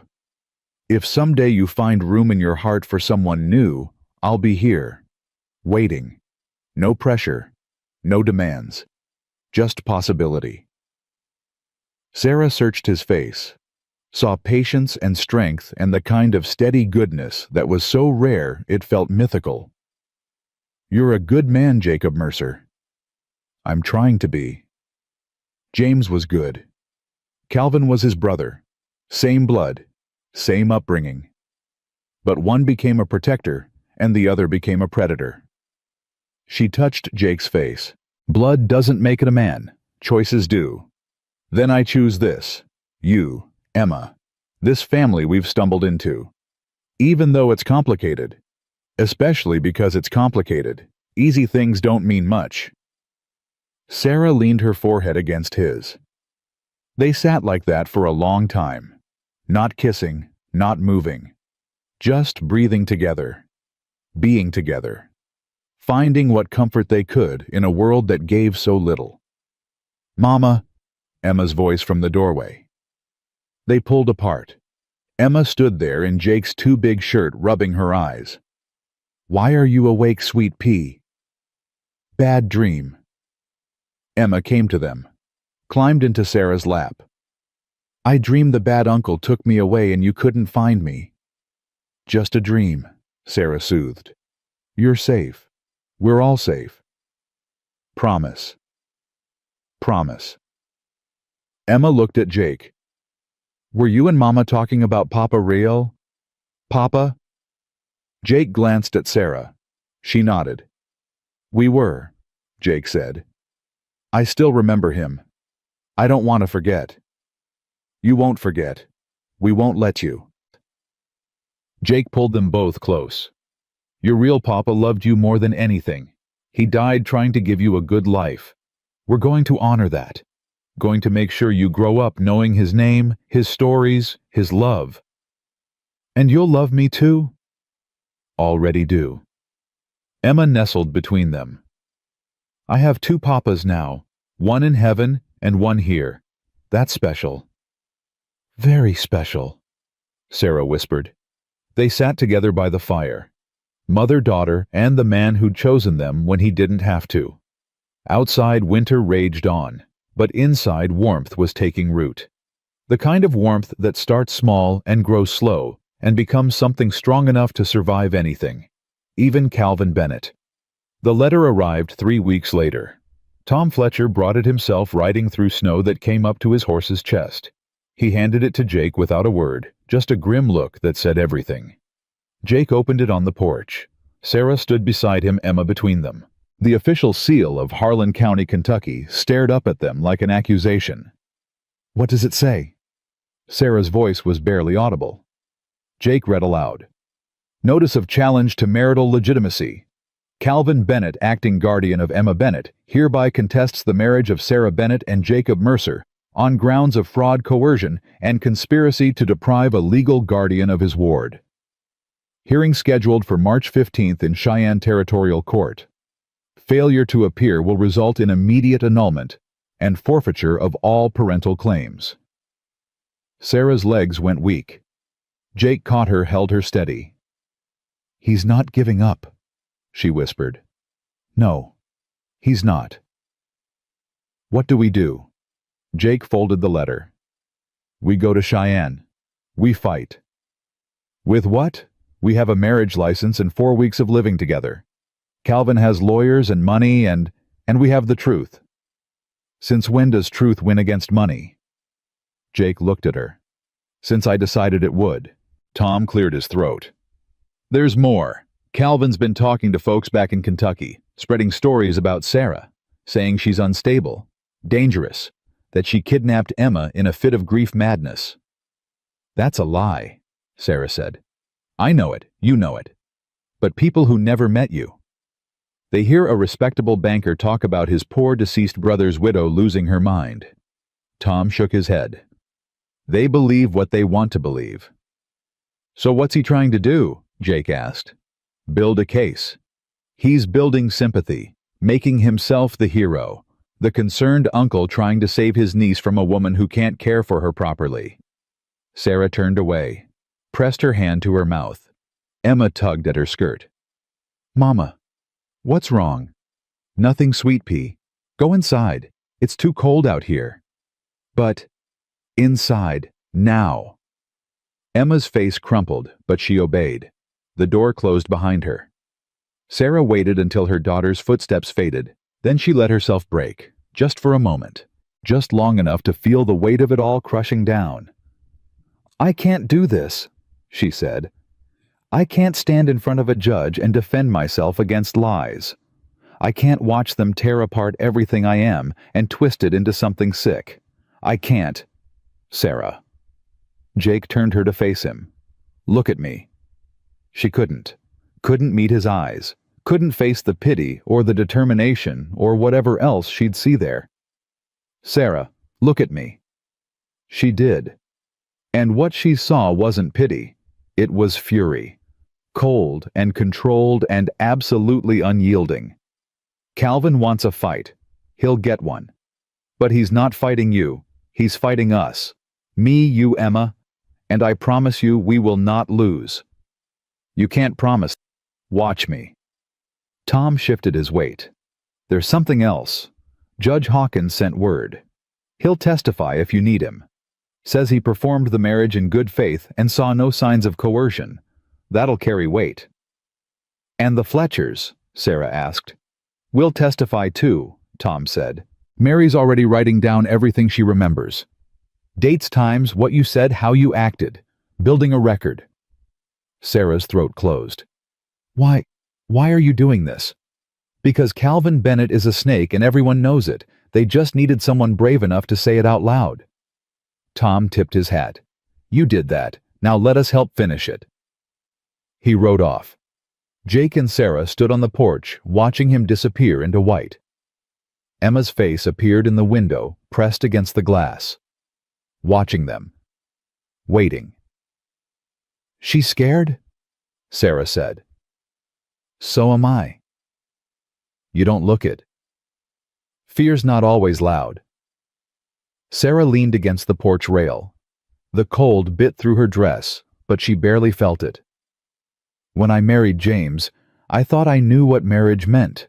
Partnership, love, building something together. She laughed bitterly. Then he died and I learned what it really meant. It meant being property, being nothing without a man's name. That's not what this marriage means. Isn't it? You gave me your name so I could hide behind it? So the law would protect me, because it wouldn't protect me on my own. I gave you my name because you needed it, and I had it to give. There's a difference. Is there? Sarah turned to him. Be honest. If I wasn't running from Calvin, if Emma wasn't in danger, would you have married me? Jake was quiet for a long moment. No. Probably not. The word hit like a fist. Sarah nodded, looked away. But, Jake continued, if I hadn't pulled you from that snow, you'd be dead. Emma too. And I'd be here alone, wondering if I could have done more. He moved closer. We both made choices we wouldn't have made otherwise. That doesn't make them wrong. It makes them necessary. Necessity isn't the same as wanting. No, it's not. Jake's voice softened. But sometimes necessity gives you something you didn't know you wanted until you had it. Sarah met his eyes. What are you saying? I'm saying I married you to keep you safe. But somewhere in the last month you stopped being a responsibility and started being... He stopped, shook his head. Never mind. Started being what? Something I don't want to lose. The words hung between them. Heavy, true, terrifying. Sarah opened her mouth, closed it, tried again. Jake. The door burst open. Emma stood there, tears streaming down her face. Mama, Papa, come quick! They ran inside. Emma pointed to the window. In the distance, smoke rose black against white sky. Too much smoke. Too close. The Fletcher place, Jake said. He grabbed his coat, his rifle. Sarah caught his arm. It could be a trap. Probably is. Then don't go. Tom just risked his neck riding here in a blizzard to help us. I'm not leaving him to burn. Jake. He kissed her, fast and hard and desperate. Bar the door, load the shotgun. If anyone comes who isn't me or Tom, you shoot first and ask questions never. Then he was gone. Riding Belle hard toward the smoke. Sarah stood frozen, the taste of him still on her lips. Fear and something else tangled so tight she couldn't separate them. Mama? Emma's voice was small. Is Papa coming back? Sarah closed the door, dropped the bar, loaded the shotgun with shaking hands. Yes, she said. Yes, he is. She had to believe it, because the alternative was drowning. An hour passed, then 2. Sarah paced the cabin, shotgun in hand, Emma silent in the corner. Every creak of wood sounded like footsteps. Every gust of wind sounded like voices. Tell me a story, Emma said suddenly. What? Tell me a story. About Papa. Real Papa. Sarah set down the shotgun, sat beside her daughter, pulled her close. Your real Papa was the strongest man I ever met. Not strong like he could lift heavy things. Strong like he could lift people's spirits when everything was dark. Tell me about when you met him. Sarah smiled despite herself. I was teaching at the school in Harlan. He came to fix the roof after a storm, fell right through and landed in a pile of primers. He was so embarrassed, covered in dust and broken books trying to apologize while the children laughed. What did you do? I laughed too, then I helped him up. Our hands touched and... Sarah's voice caught. I just knew he was good, knew he was mine. Do you miss him? Every day. Do you think he's mad that we have Jake now? Sarah turned Emma to face her. Your real Papa loved you more than his own life. He would have done anything to keep you safe. Jake is keeping you safe. If your Papa can see us, I think he's grateful. I think he sent Jake to us. Really? Really? Emma thought about this. I love Jake, but I don't want to forget Papa. You won't. I won't let you. We'll tell his stories, keep his memory alive, and Jake will help us. How do you know? Because that's what good men do. The sound of hoofbeats cut through the silence. Multiple horses, coming fast. Sarah grabbed the shotgun, moved Emma behind her, positioned herself by the window where she could see without being seen.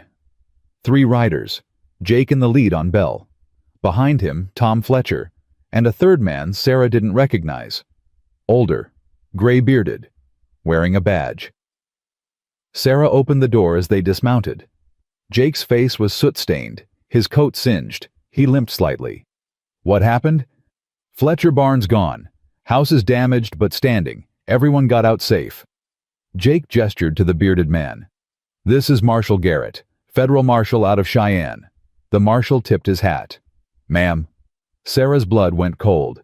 Did Calvin? No, Marshal Garrett said. I'm not here for Calvin Bennett. I'm here because of him. I don't understand. May we come inside? It's a long story and it's colder than a banker's heart out here. They filed in. Tom Fletcher looked exhausted. Jake moved to the fire, warming his hands. Marshal Garrett declined coffee, but accepted a chair. Mrs. Mercer, the marshal began. Sarah, just Sarah. Sarah, I've been tracking Calvin Bennett for 3 months now, not for what he's doing to you, for what he did before you. Sarah sat down slowly. Before me? Calvin's father was a bastard, pardon my language, but he was. Built his fortune on the backs of miners and didn't care who died doing it. When he passed 5 years ago, he left everything to Calvin's older brother, your husband, James. I know this story. You know part of it.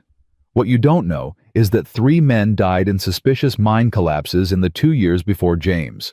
All 3 were obstacles to Calvin gaining control. All 3 died right after refusing to sell their claims. Sarah's hand went to her throat. You're saying? I'm saying Calvin has a pattern, a history, and James was just the latest victim. Can you prove it? Marshal Garrett's expression darkened. That's the problem. Calvin's smart. He covers his tracks, uses intermediaries, makes it look like accidents. I've been building a case for months, but every witness disappears or recants or suddenly can't remember what they saw. So why are you here? Because the fire tonight wasn't an accident. It was a message. Calvin's getting desperate, making mistakes, and desperate men do sloppy things. The marshal leaned forward. I need your help. I need you to testify. Everything Calvin's done, everything he threatened, I need it on record. He'll kill her, Jake said flatly. Not if I arrest him first. On what charges? You just said you can't prove the murders. I can prove intimidation, harassment, attempted kidnapping. It's not murder, but it's enough to hold him. And once he's locked up, people talk. People who were too scared before suddenly find their courage. Sarah looked at Tom. Your barn. Your family. That was because of us. That was because of Calvin, Tom said, and I want him to pay. Testify, he'll destroy me.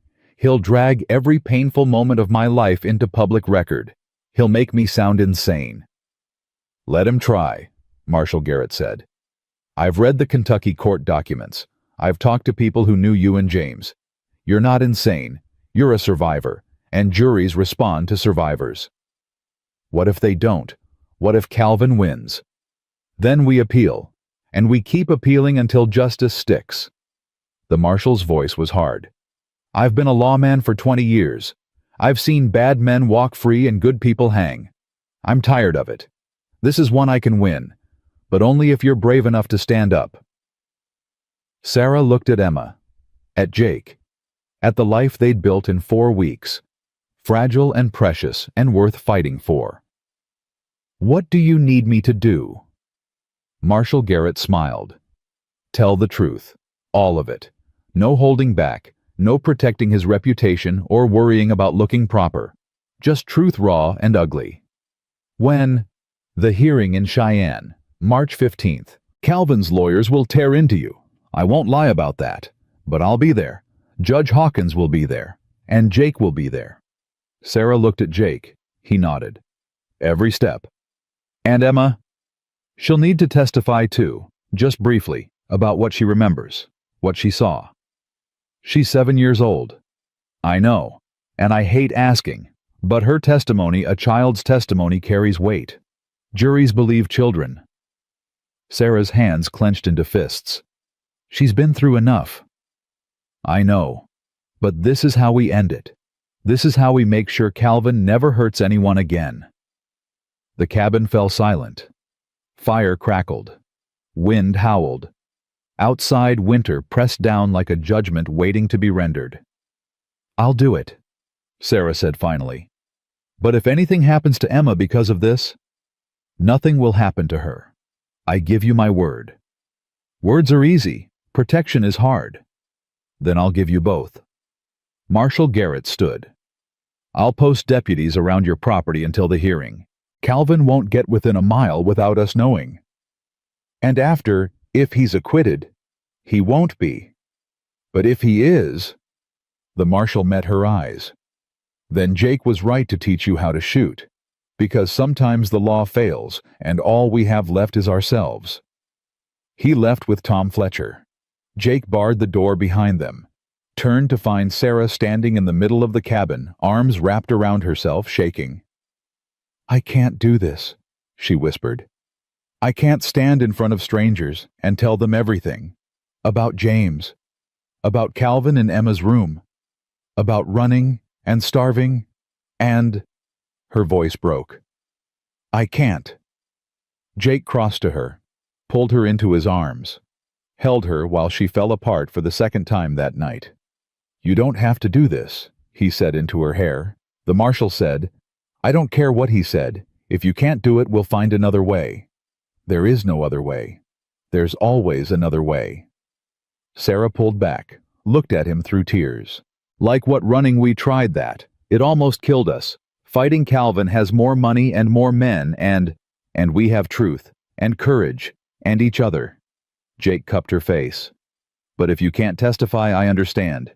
We'll disappear, change our names, go somewhere he'll never find us. And live our whole lives looking over our shoulders. If that's what it takes. No. Sarah's voice hardened. No. I'm done running. I'm done being afraid. If standing in front of a judge and telling my story is what it takes to end this, then that's what I'll do. Sarah. I'm not brave, Jake. I'm not strong. But I'm stubborn. And I'm angry. And I will not let that man take one more thing from me. Pride and fear warred across Jake's face. All right, then we do this together. Together. They stood there holding each other, drawing strength from shared determination. Behind them, Emma watched from the shadows. 7 years old, and already understanding that sometimes the only way through hell is straight ahead. The weeks before the hearing passed in a blur of preparation. Marshal Garrett visited 3 times, taking statements, preparing Sarah for what to expect. Jake drilled her on staying calm, on answering only what was asked, on not letting Calvin's lawyers bait her into anger. Emma practiced her testimony with a gentleness that broke Sarah's heart. The marshal would ask simple questions. Where did you live before Wyoming? Who was Calvin Bennett? Did he ever make you uncomfortable? Emma's answers were quiet but clear. Yes, he scared me. Yes, he came into my room. Yes, Mama said we had to run. Judge Hawkins sent a letter of support. Tom and Mary Fletcher did the same. Even old Silas the trapper Jake mentioned wrote a statement saying he'd hidden runaway women before, and Sarah had the look of someone genuinely fleeing danger, not staging a scene. But as March 15th approached, Sarah's nightmares got worse. She'd wake gasping, sure Calvin was standing over her bed. Sure Emma was gone. Sure everything they'd built was crumbling. Jake stayed with her through the worst nights, held her hand, reminded her to breathe, promised her again and again that he wouldn't let anything happen to them. What if I freeze up there? Sarah asked one night. What if I can't get the words out? Then I'll speak for you. You can't. You weren't there. I'll tell them what I found. A woman and child half dead in my pasture, running from something so terrible they chose freezing over facing it. That's truth enough. Calvin's lawyers will say I'm manipulating you, using Emma to gain sympathy and a home. Let them say it. Anyone who looks at you and sees manipulation is blind. Sarah wanted to believe him, wanted to trust that truth and justice would prevail. But she'd learned the hard way that the world didn't reward goodness. It rewarded power. And Calvin had so much power. The night before they left for Cheyenne, Sarah couldn't sleep at all. She sat by the fire watching shadows dance, thinking about everything that could go wrong. Jake found her there at 3 a.m. You should rest. Can't. He sat beside her, didn't speak, just shared the silence. I'm afraid, Sarah said finally. I know. Not of Calvin, not of the trial. I'm afraid of... She stopped, started again. I'm afraid of what comes after. If we win, we're free. But we're also stuck, married, bound by law to each other. And I don't... Her voice cracked. I don't know if I can be a real wife to you, if I can give you what you deserve. Jake was quiet for a long time. Then, what do you think I deserve? Someone who chooses you, not someone forced into your life by circumstance. You chose me. That night you walked out of the barn and faced down Calvin. You chose me then. I chose survival. No, Jake turned her to face him. You chose to trust me with your daughter's life, with your own life. That's not survival. That's faith. Faith in what? In me. In us. In the possibility that maybe 2 broken people can build something whole together. Sarah's eyes filled. I'm not whole. I'm damaged. Used up. Calvin made sure everyone knows it. You're a woman who survived things that would have killed most people. That's not damaged. That's tempered. Jake's voice was fierce. Steel gets stronger when it's heated and hammered. You're steel, Sarah, and I'd be honored to stand beside you, broken pieces and all. Why do you care so much? Because I see you. Not the widow Calvin wants you to be. Not the victim the law sees. I see a mother who'd walk through hell for her child. A woman who shoots straight and thinks fast and doesn't give up even when she should. He touched her face. I see someone worth fighting for. Sarah closed her eyes. Let the words sink in. Let herself believe just for a moment that she was worth more than the sum of her tragedies. If we win, she whispered, if Calvin goes away and we're safe, what happens to us? Whatever you want. What if I want to stay married for real? Jake's breath caught. Do you? I don't know. Maybe. Someday. She opened her eyes. I can't promise love. I can't promise I'll ever be ready for everything marriage means, but I can promise I'll try, if you're patient. I've got nothing but patience. And if I can't, if I'm too broken to, then we stay married on paper and nothing more. I won't ask for what you can't give." Sarah searched his face, saw truth there, saw acceptance, saw the kind of goodness she thought died with James. "Thank you," she said. "For what?" "For being you." Jake smiled, pulled her close. They sat together until dawn broke, neither sleeping, both drawing strength from the other's presence. When the sun rose, they woke Emma, packed their few belongings, saddled the horses. Marshal Garrett's deputies met them at the property line, ready to escort them to Cheyenne. Sarah looked back at the cabin one last time, at the home they'd built from desperation and snow, at the life waiting for them if they could just survive one more battle. "Ready?" Jake asked. She took his hand, took Emma's hand, held both tight. "Ready."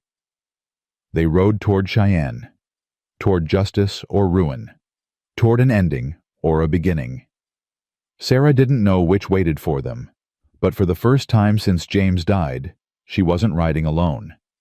She had Jake's strength beside her, Emma's trust behind her, and her own stubborn refusal to let Calvin win burning in her chest like fire. Whatever came, they'd face it together, as a family, broken and patched and held together by promises that started false but had grown real somewhere along the way. The territorial courthouse rose ahead, stone and judgment. Sarah's heart hammered. Emma squeezed her hand. "It's going to be okay, Mama." "How do you know?" "Because Papa promised, and Papa keeps his promises." Sarah looked at Jake. He looked back, nodded once.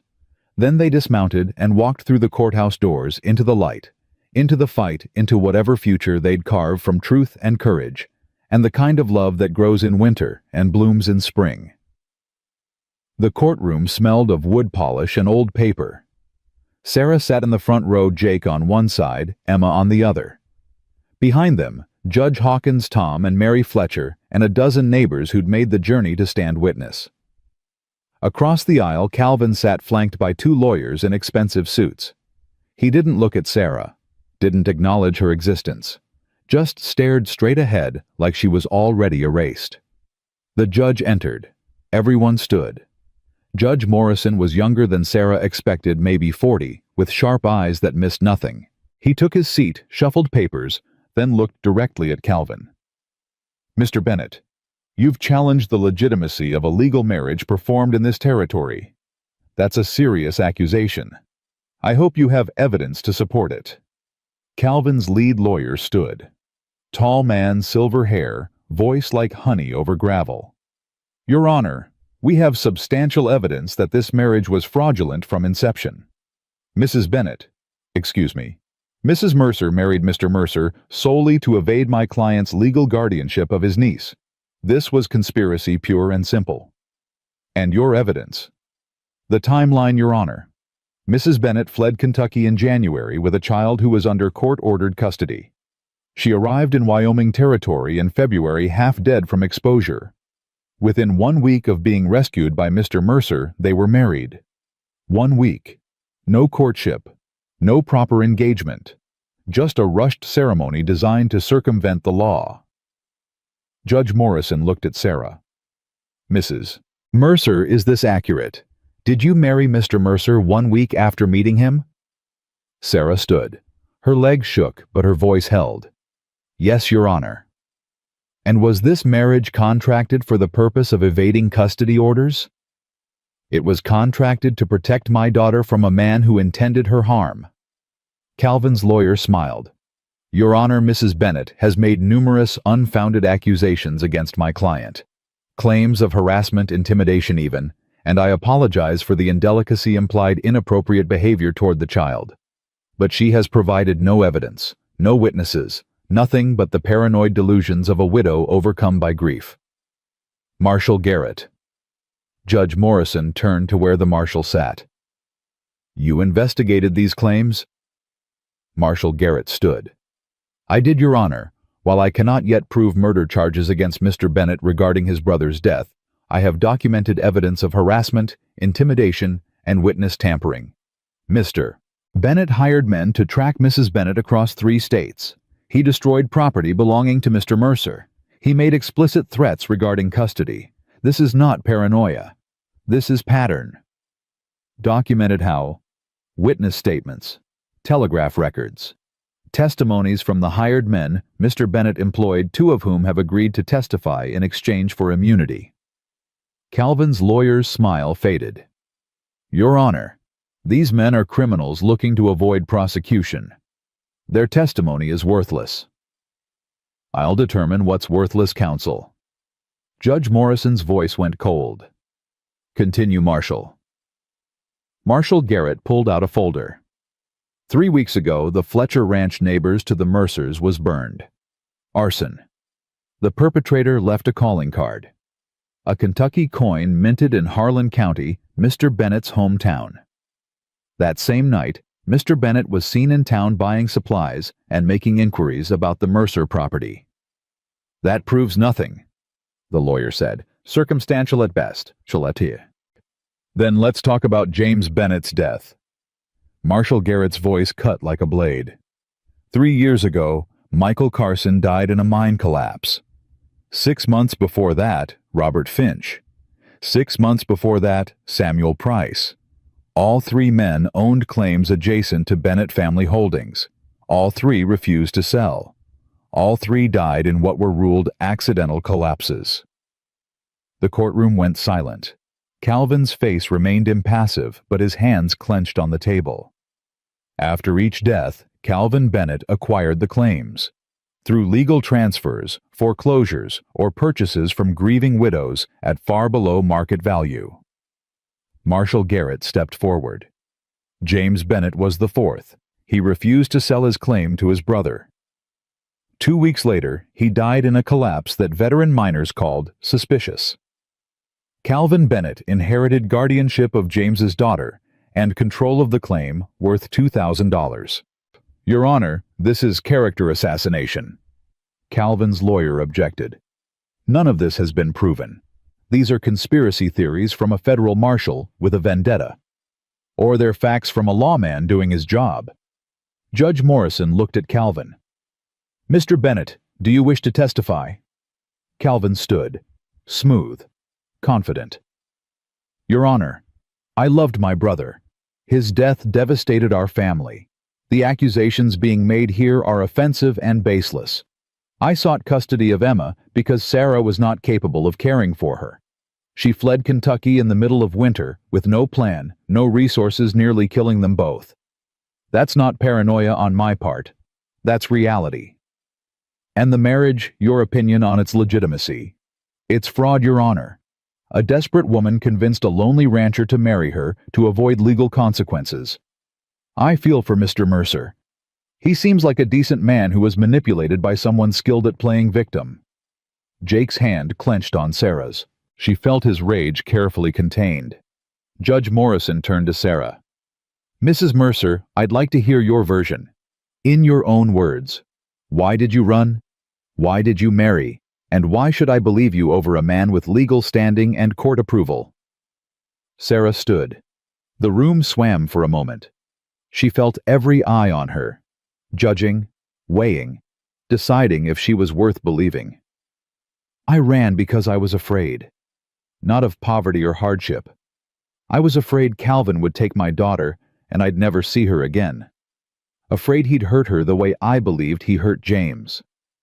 You have proof your husband was murdered. No, Your Honor. Just instinct. Just knowing James would never be careless in a mine. Just knowing he changed shifts the night he died because Calvin asked him to. Just knowing Calvin smiled at the funeral while I cried. That's not evidence. No, it's not. Sarah's voice strengthened. But evidence is what I found Calvin doing 3 weeks after James died.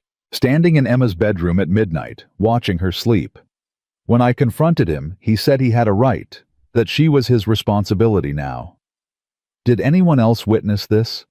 No, he made sure we were alone. Then it's your word against his. Yes. Sarah looked directly at Calvin. Just like it was my word when I told the sheriff he was threatening me. My word when I told the pastor he was trying to take Emma. My word when I stood in front of the town council and begged. Her voice shook with controlled fury.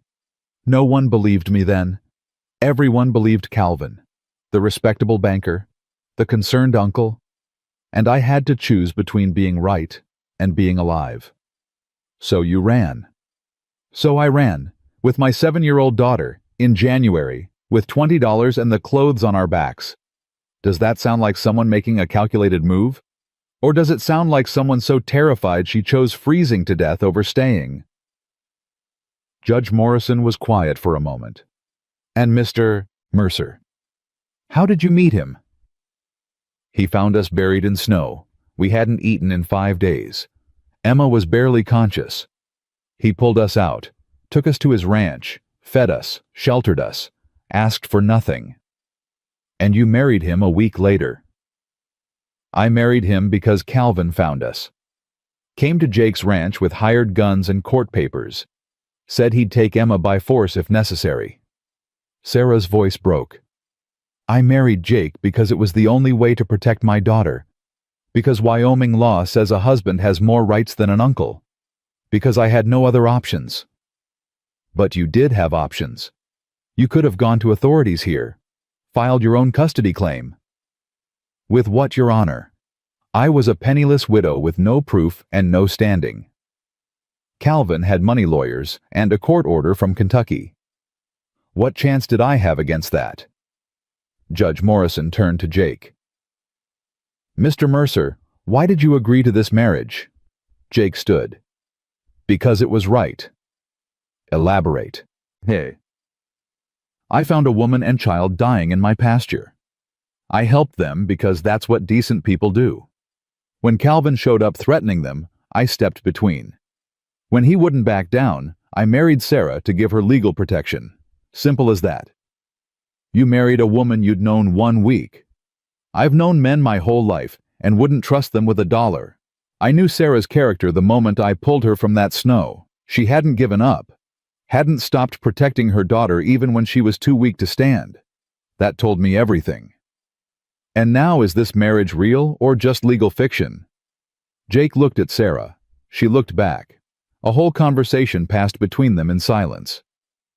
It's real, Jake said quietly. Maybe it didn't start that way. Maybe we got married for the wrong reasons. But somewhere between then and now it became real.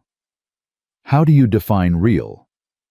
I define it as me willing to die before I let anyone hurt them. I define it as Sarah standing beside me through hell without flinching. I define it as Emma calling me Papa and meaning it. Jake's voice hardened. And I define it as Calvin Bennett having no claim, no right, and no future anywhere near my family. Calvin's lawyer shot to his feet. Your Honor, this is emotional manipulation. The marriage remains fraudulent regardless of how they feel now. The law is clear. The law is also clear that marriages contracted in good faith are valid even if motivations were practical rather than romantic. Judge Morrison looked at Calvin. Mr. Bennett, I've heard enough. Unless you have concrete evidence this marriage was coerced or illegal, I'm inclined to uphold its validity. Your Honor, do you have such evidence? Calvin's lawyer hesitated. We have testimony that Mrs. Bennett is mentally unstable, that she's prone to delusions and paranoia, that she's unfit to care for a child. From whom? Dr. Richardson. He treated Mrs. Bennett in Kentucky after her husband's death. He'll testify she showed signs of breakdown. Call him. An older man took the stand. White hair, expensive suit, the look of someone used to being believed. He swore his oath and sat. Dr. Richardson, you treated Sarah Bennett? I did. After her husband's death, she came to my office claiming she couldn't sleep, that she was seeing things, hearing voices, classic symptoms of grief-induced psychosis. Sarah's blood went cold. She'd never seen this man in her life. That's a lie, she said. Mrs. Mercer, you'll have your chance to respond. Judge Morrison turned back to the doctor. You have records of this treatment. I do. He produced papers. 3 visits in November, Each time she was increasingly agitated, paranoid, making wild accusations against her brother-in-law. "Let me see those." Marshal Garrett took the papers, examined them. His expression darkened. "Your Honor, these are forgeries. The paper is too new, the ink's barely dry, and the signature—" He held it up. "That's not Sarah's handwriting." "How would you know her handwriting?" "Because I have her actual signature on statements she gave me." He pulled out his own papers, set them side by side. "Not even close."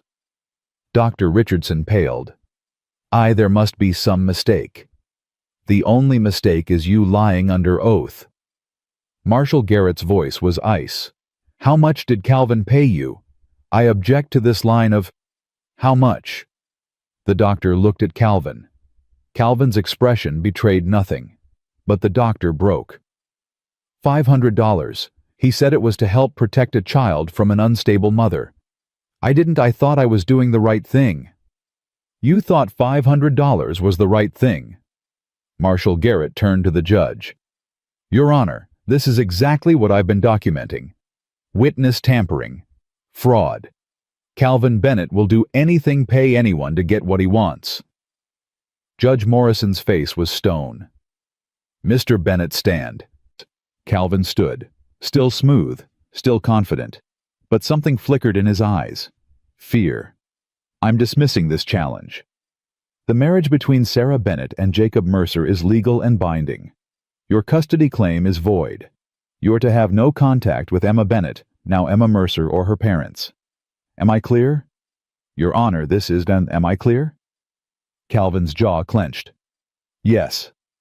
Furthermore, I'm remanding you to Marshal Garrett's custody pending investigation into multiple charges, including fraud, witness tampering, and suspected involvement in your brother's death." "You can't do this. I have rights. You have the right to remain silent. I suggest you use it." Judge Morrison banged his gavel. "Marshal, take him." Marshal Garrett moved forward. Calvin backed away. His hand went to his coat, to where a gun might be hidden. "Don't," Jake said. He'd moved without Sarah noticing, stood between Calvin and his family. Winchester leveled. "Don't even think it." Calvin looked at the rifle, at Jake's face, at the absolute certainty in his eyes. Slowly, he raised his hands. Marshal Garrett cuffed him, led him away. Calvin looked back once at Sarah. His expression was pure hatred. "This isn't over," he said. "Yes, it is," Sarah replied. "You lost. Accept it and rot quietly." He was gone. The courtroom erupted in noise, people talking, congratulating the Fletchers, hugging Sarah. Judge Hawkins shaking Jake's hand. Emma buried against her mother, crying with relief. Judge Morrison waited until the noise died. "Mrs. Mercer, I owe you an apology. The law failed you in Kentucky. It nearly failed you here. That's unacceptable." "You made it right, Your Honor. That's what matters." Nevertheless, he stood. "If you need anything, legal protection resources, anything, you send word. Wyoming takes care of its own." "Thank you." They left the courthouse into afternoon sun. The winter was breaking, spring coming. Sarah stood on the steps, Jake beside her, Emma between them, and felt something she hadn't felt in a year. Safe. Not the temporary safety of hiding, not the desperate safety of running, but the deep, bone-certain safety of being protected by law and love, and a man who'd promised to keep her and meant it. "What happens now?" Emma asked. "Now we go home," Jake said. And then we live." They rode back to the ranch in silence. Comfortable silence. The kind that comes from shared victory and mutual exhaustion. When the cabin came into view, Sarah felt tears prick her eyes. Home. It was home now. Not Jake's place they were borrowing. Not a shelter from the storm. Home. Inside, everything was as they left it. Fire cold in the stove. Blankets folded. Table set for meals that would be eaten in peace now. No more watching the horizon for riders. No more sleeping with guns loaded. No more fear.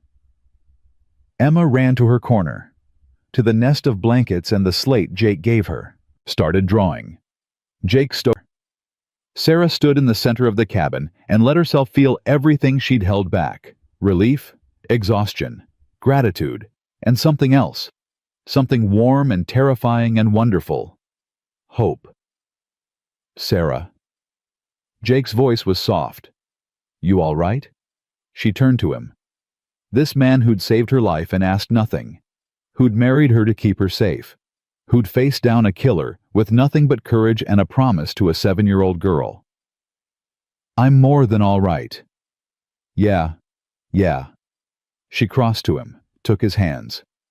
Jake Mercer, you gave me your name when I needed it. Your home when I had none. Your protection when the world said I deserved none.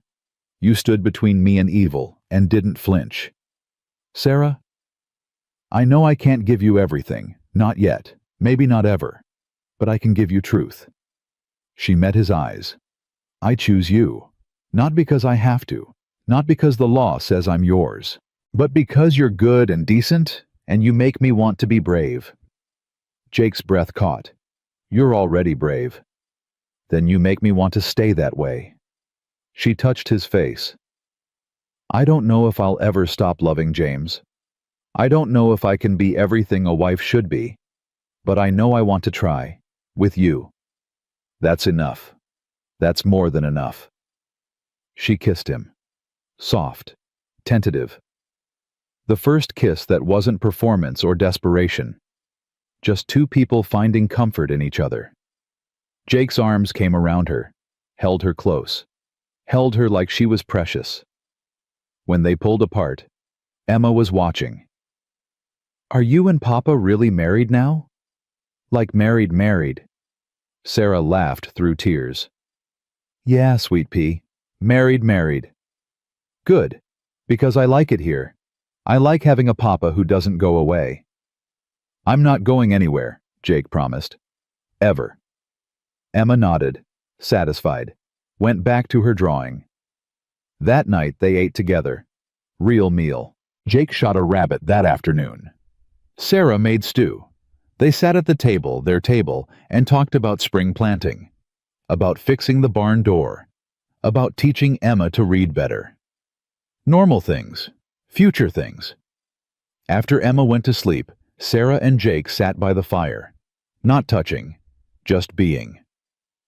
You know, Sarah said, when I was buried in that snow, I prayed. First time I'd prayed in months. I asked God for one more day, just enough time to make sure Emma survived. He gave you more than a day. He gave me you. She looked at him. I don't believe in accidents. I think James sent you. Somehow, some way. He made sure we found the one man in Wyoming who'd help us, no questions asked. Maybe he did. Do you believe that? Jake was quiet for a long moment. I believe good men leave marks on the world. I believe love doesn't die just because hearts stop.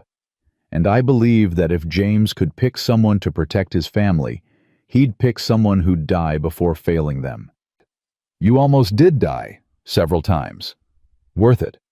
How can you say that? Because I spent 3 years killing strangers because someone told me to. Spent the 10 years after trying to forget the things I did. And then you and Emma showed up and gave me something worth protecting instead of destroying. Jake's voice was rough. You gave me purpose. You gave me family. You gave me a reason to be the man my father wanted me to be. Sarah leaned against him. He wrapped an arm around her. They sat like that for hours, watching the fire, planning tomorrow, building something real from something that started false. Outside, winter finally broke. Snow melted. Green pushed through brown. Spring came like a promise kept. And inside the cabin on the Wyoming plains, a widow, a rancher, and a 7-year-old girl who'd lost everything built something new. Not perfect, not easy, but theirs. Earned through blood and snow, and the kind of courage that comes from having nothing left to lose and everything left to fight for. Months later, Sarah would stand in that same cabin flower on her hands, watching Jake teach Emma to ride, watching her daughter laugh without fear, watching her husband, her real husband, smile in that quiet way of his. And she'd think about that day in the snow, about dying and being saved, about running and finally stopping. She'd think about James, about the life they had, about the love that built her. And she'd whisper, "Thank you, for loving her enough to let her go, for sending Jake, for giving her permission to be happy again." Then she'd go back to making bread, to living, to loving this new family that started in desperation and grew into something neither Jake nor Sarah expected, but both desperately needed. Because sometimes the best things in life come from the worst moments. Sometimes salvation looks like a stranger on horseback. Sometimes family is built not from blood, but from choice and courage, and two people deciding that broken together is better than whole alone. And sometimes when a widow whispers she hasn't eaten in 5 days, the right man gives her bread, and his name, and a future worth surviving for, proving that even in the coldest winter, even in the darkest moment, even when death seems certain, love finds a way to take root and bloom and grow into something beautiful enough to last forever.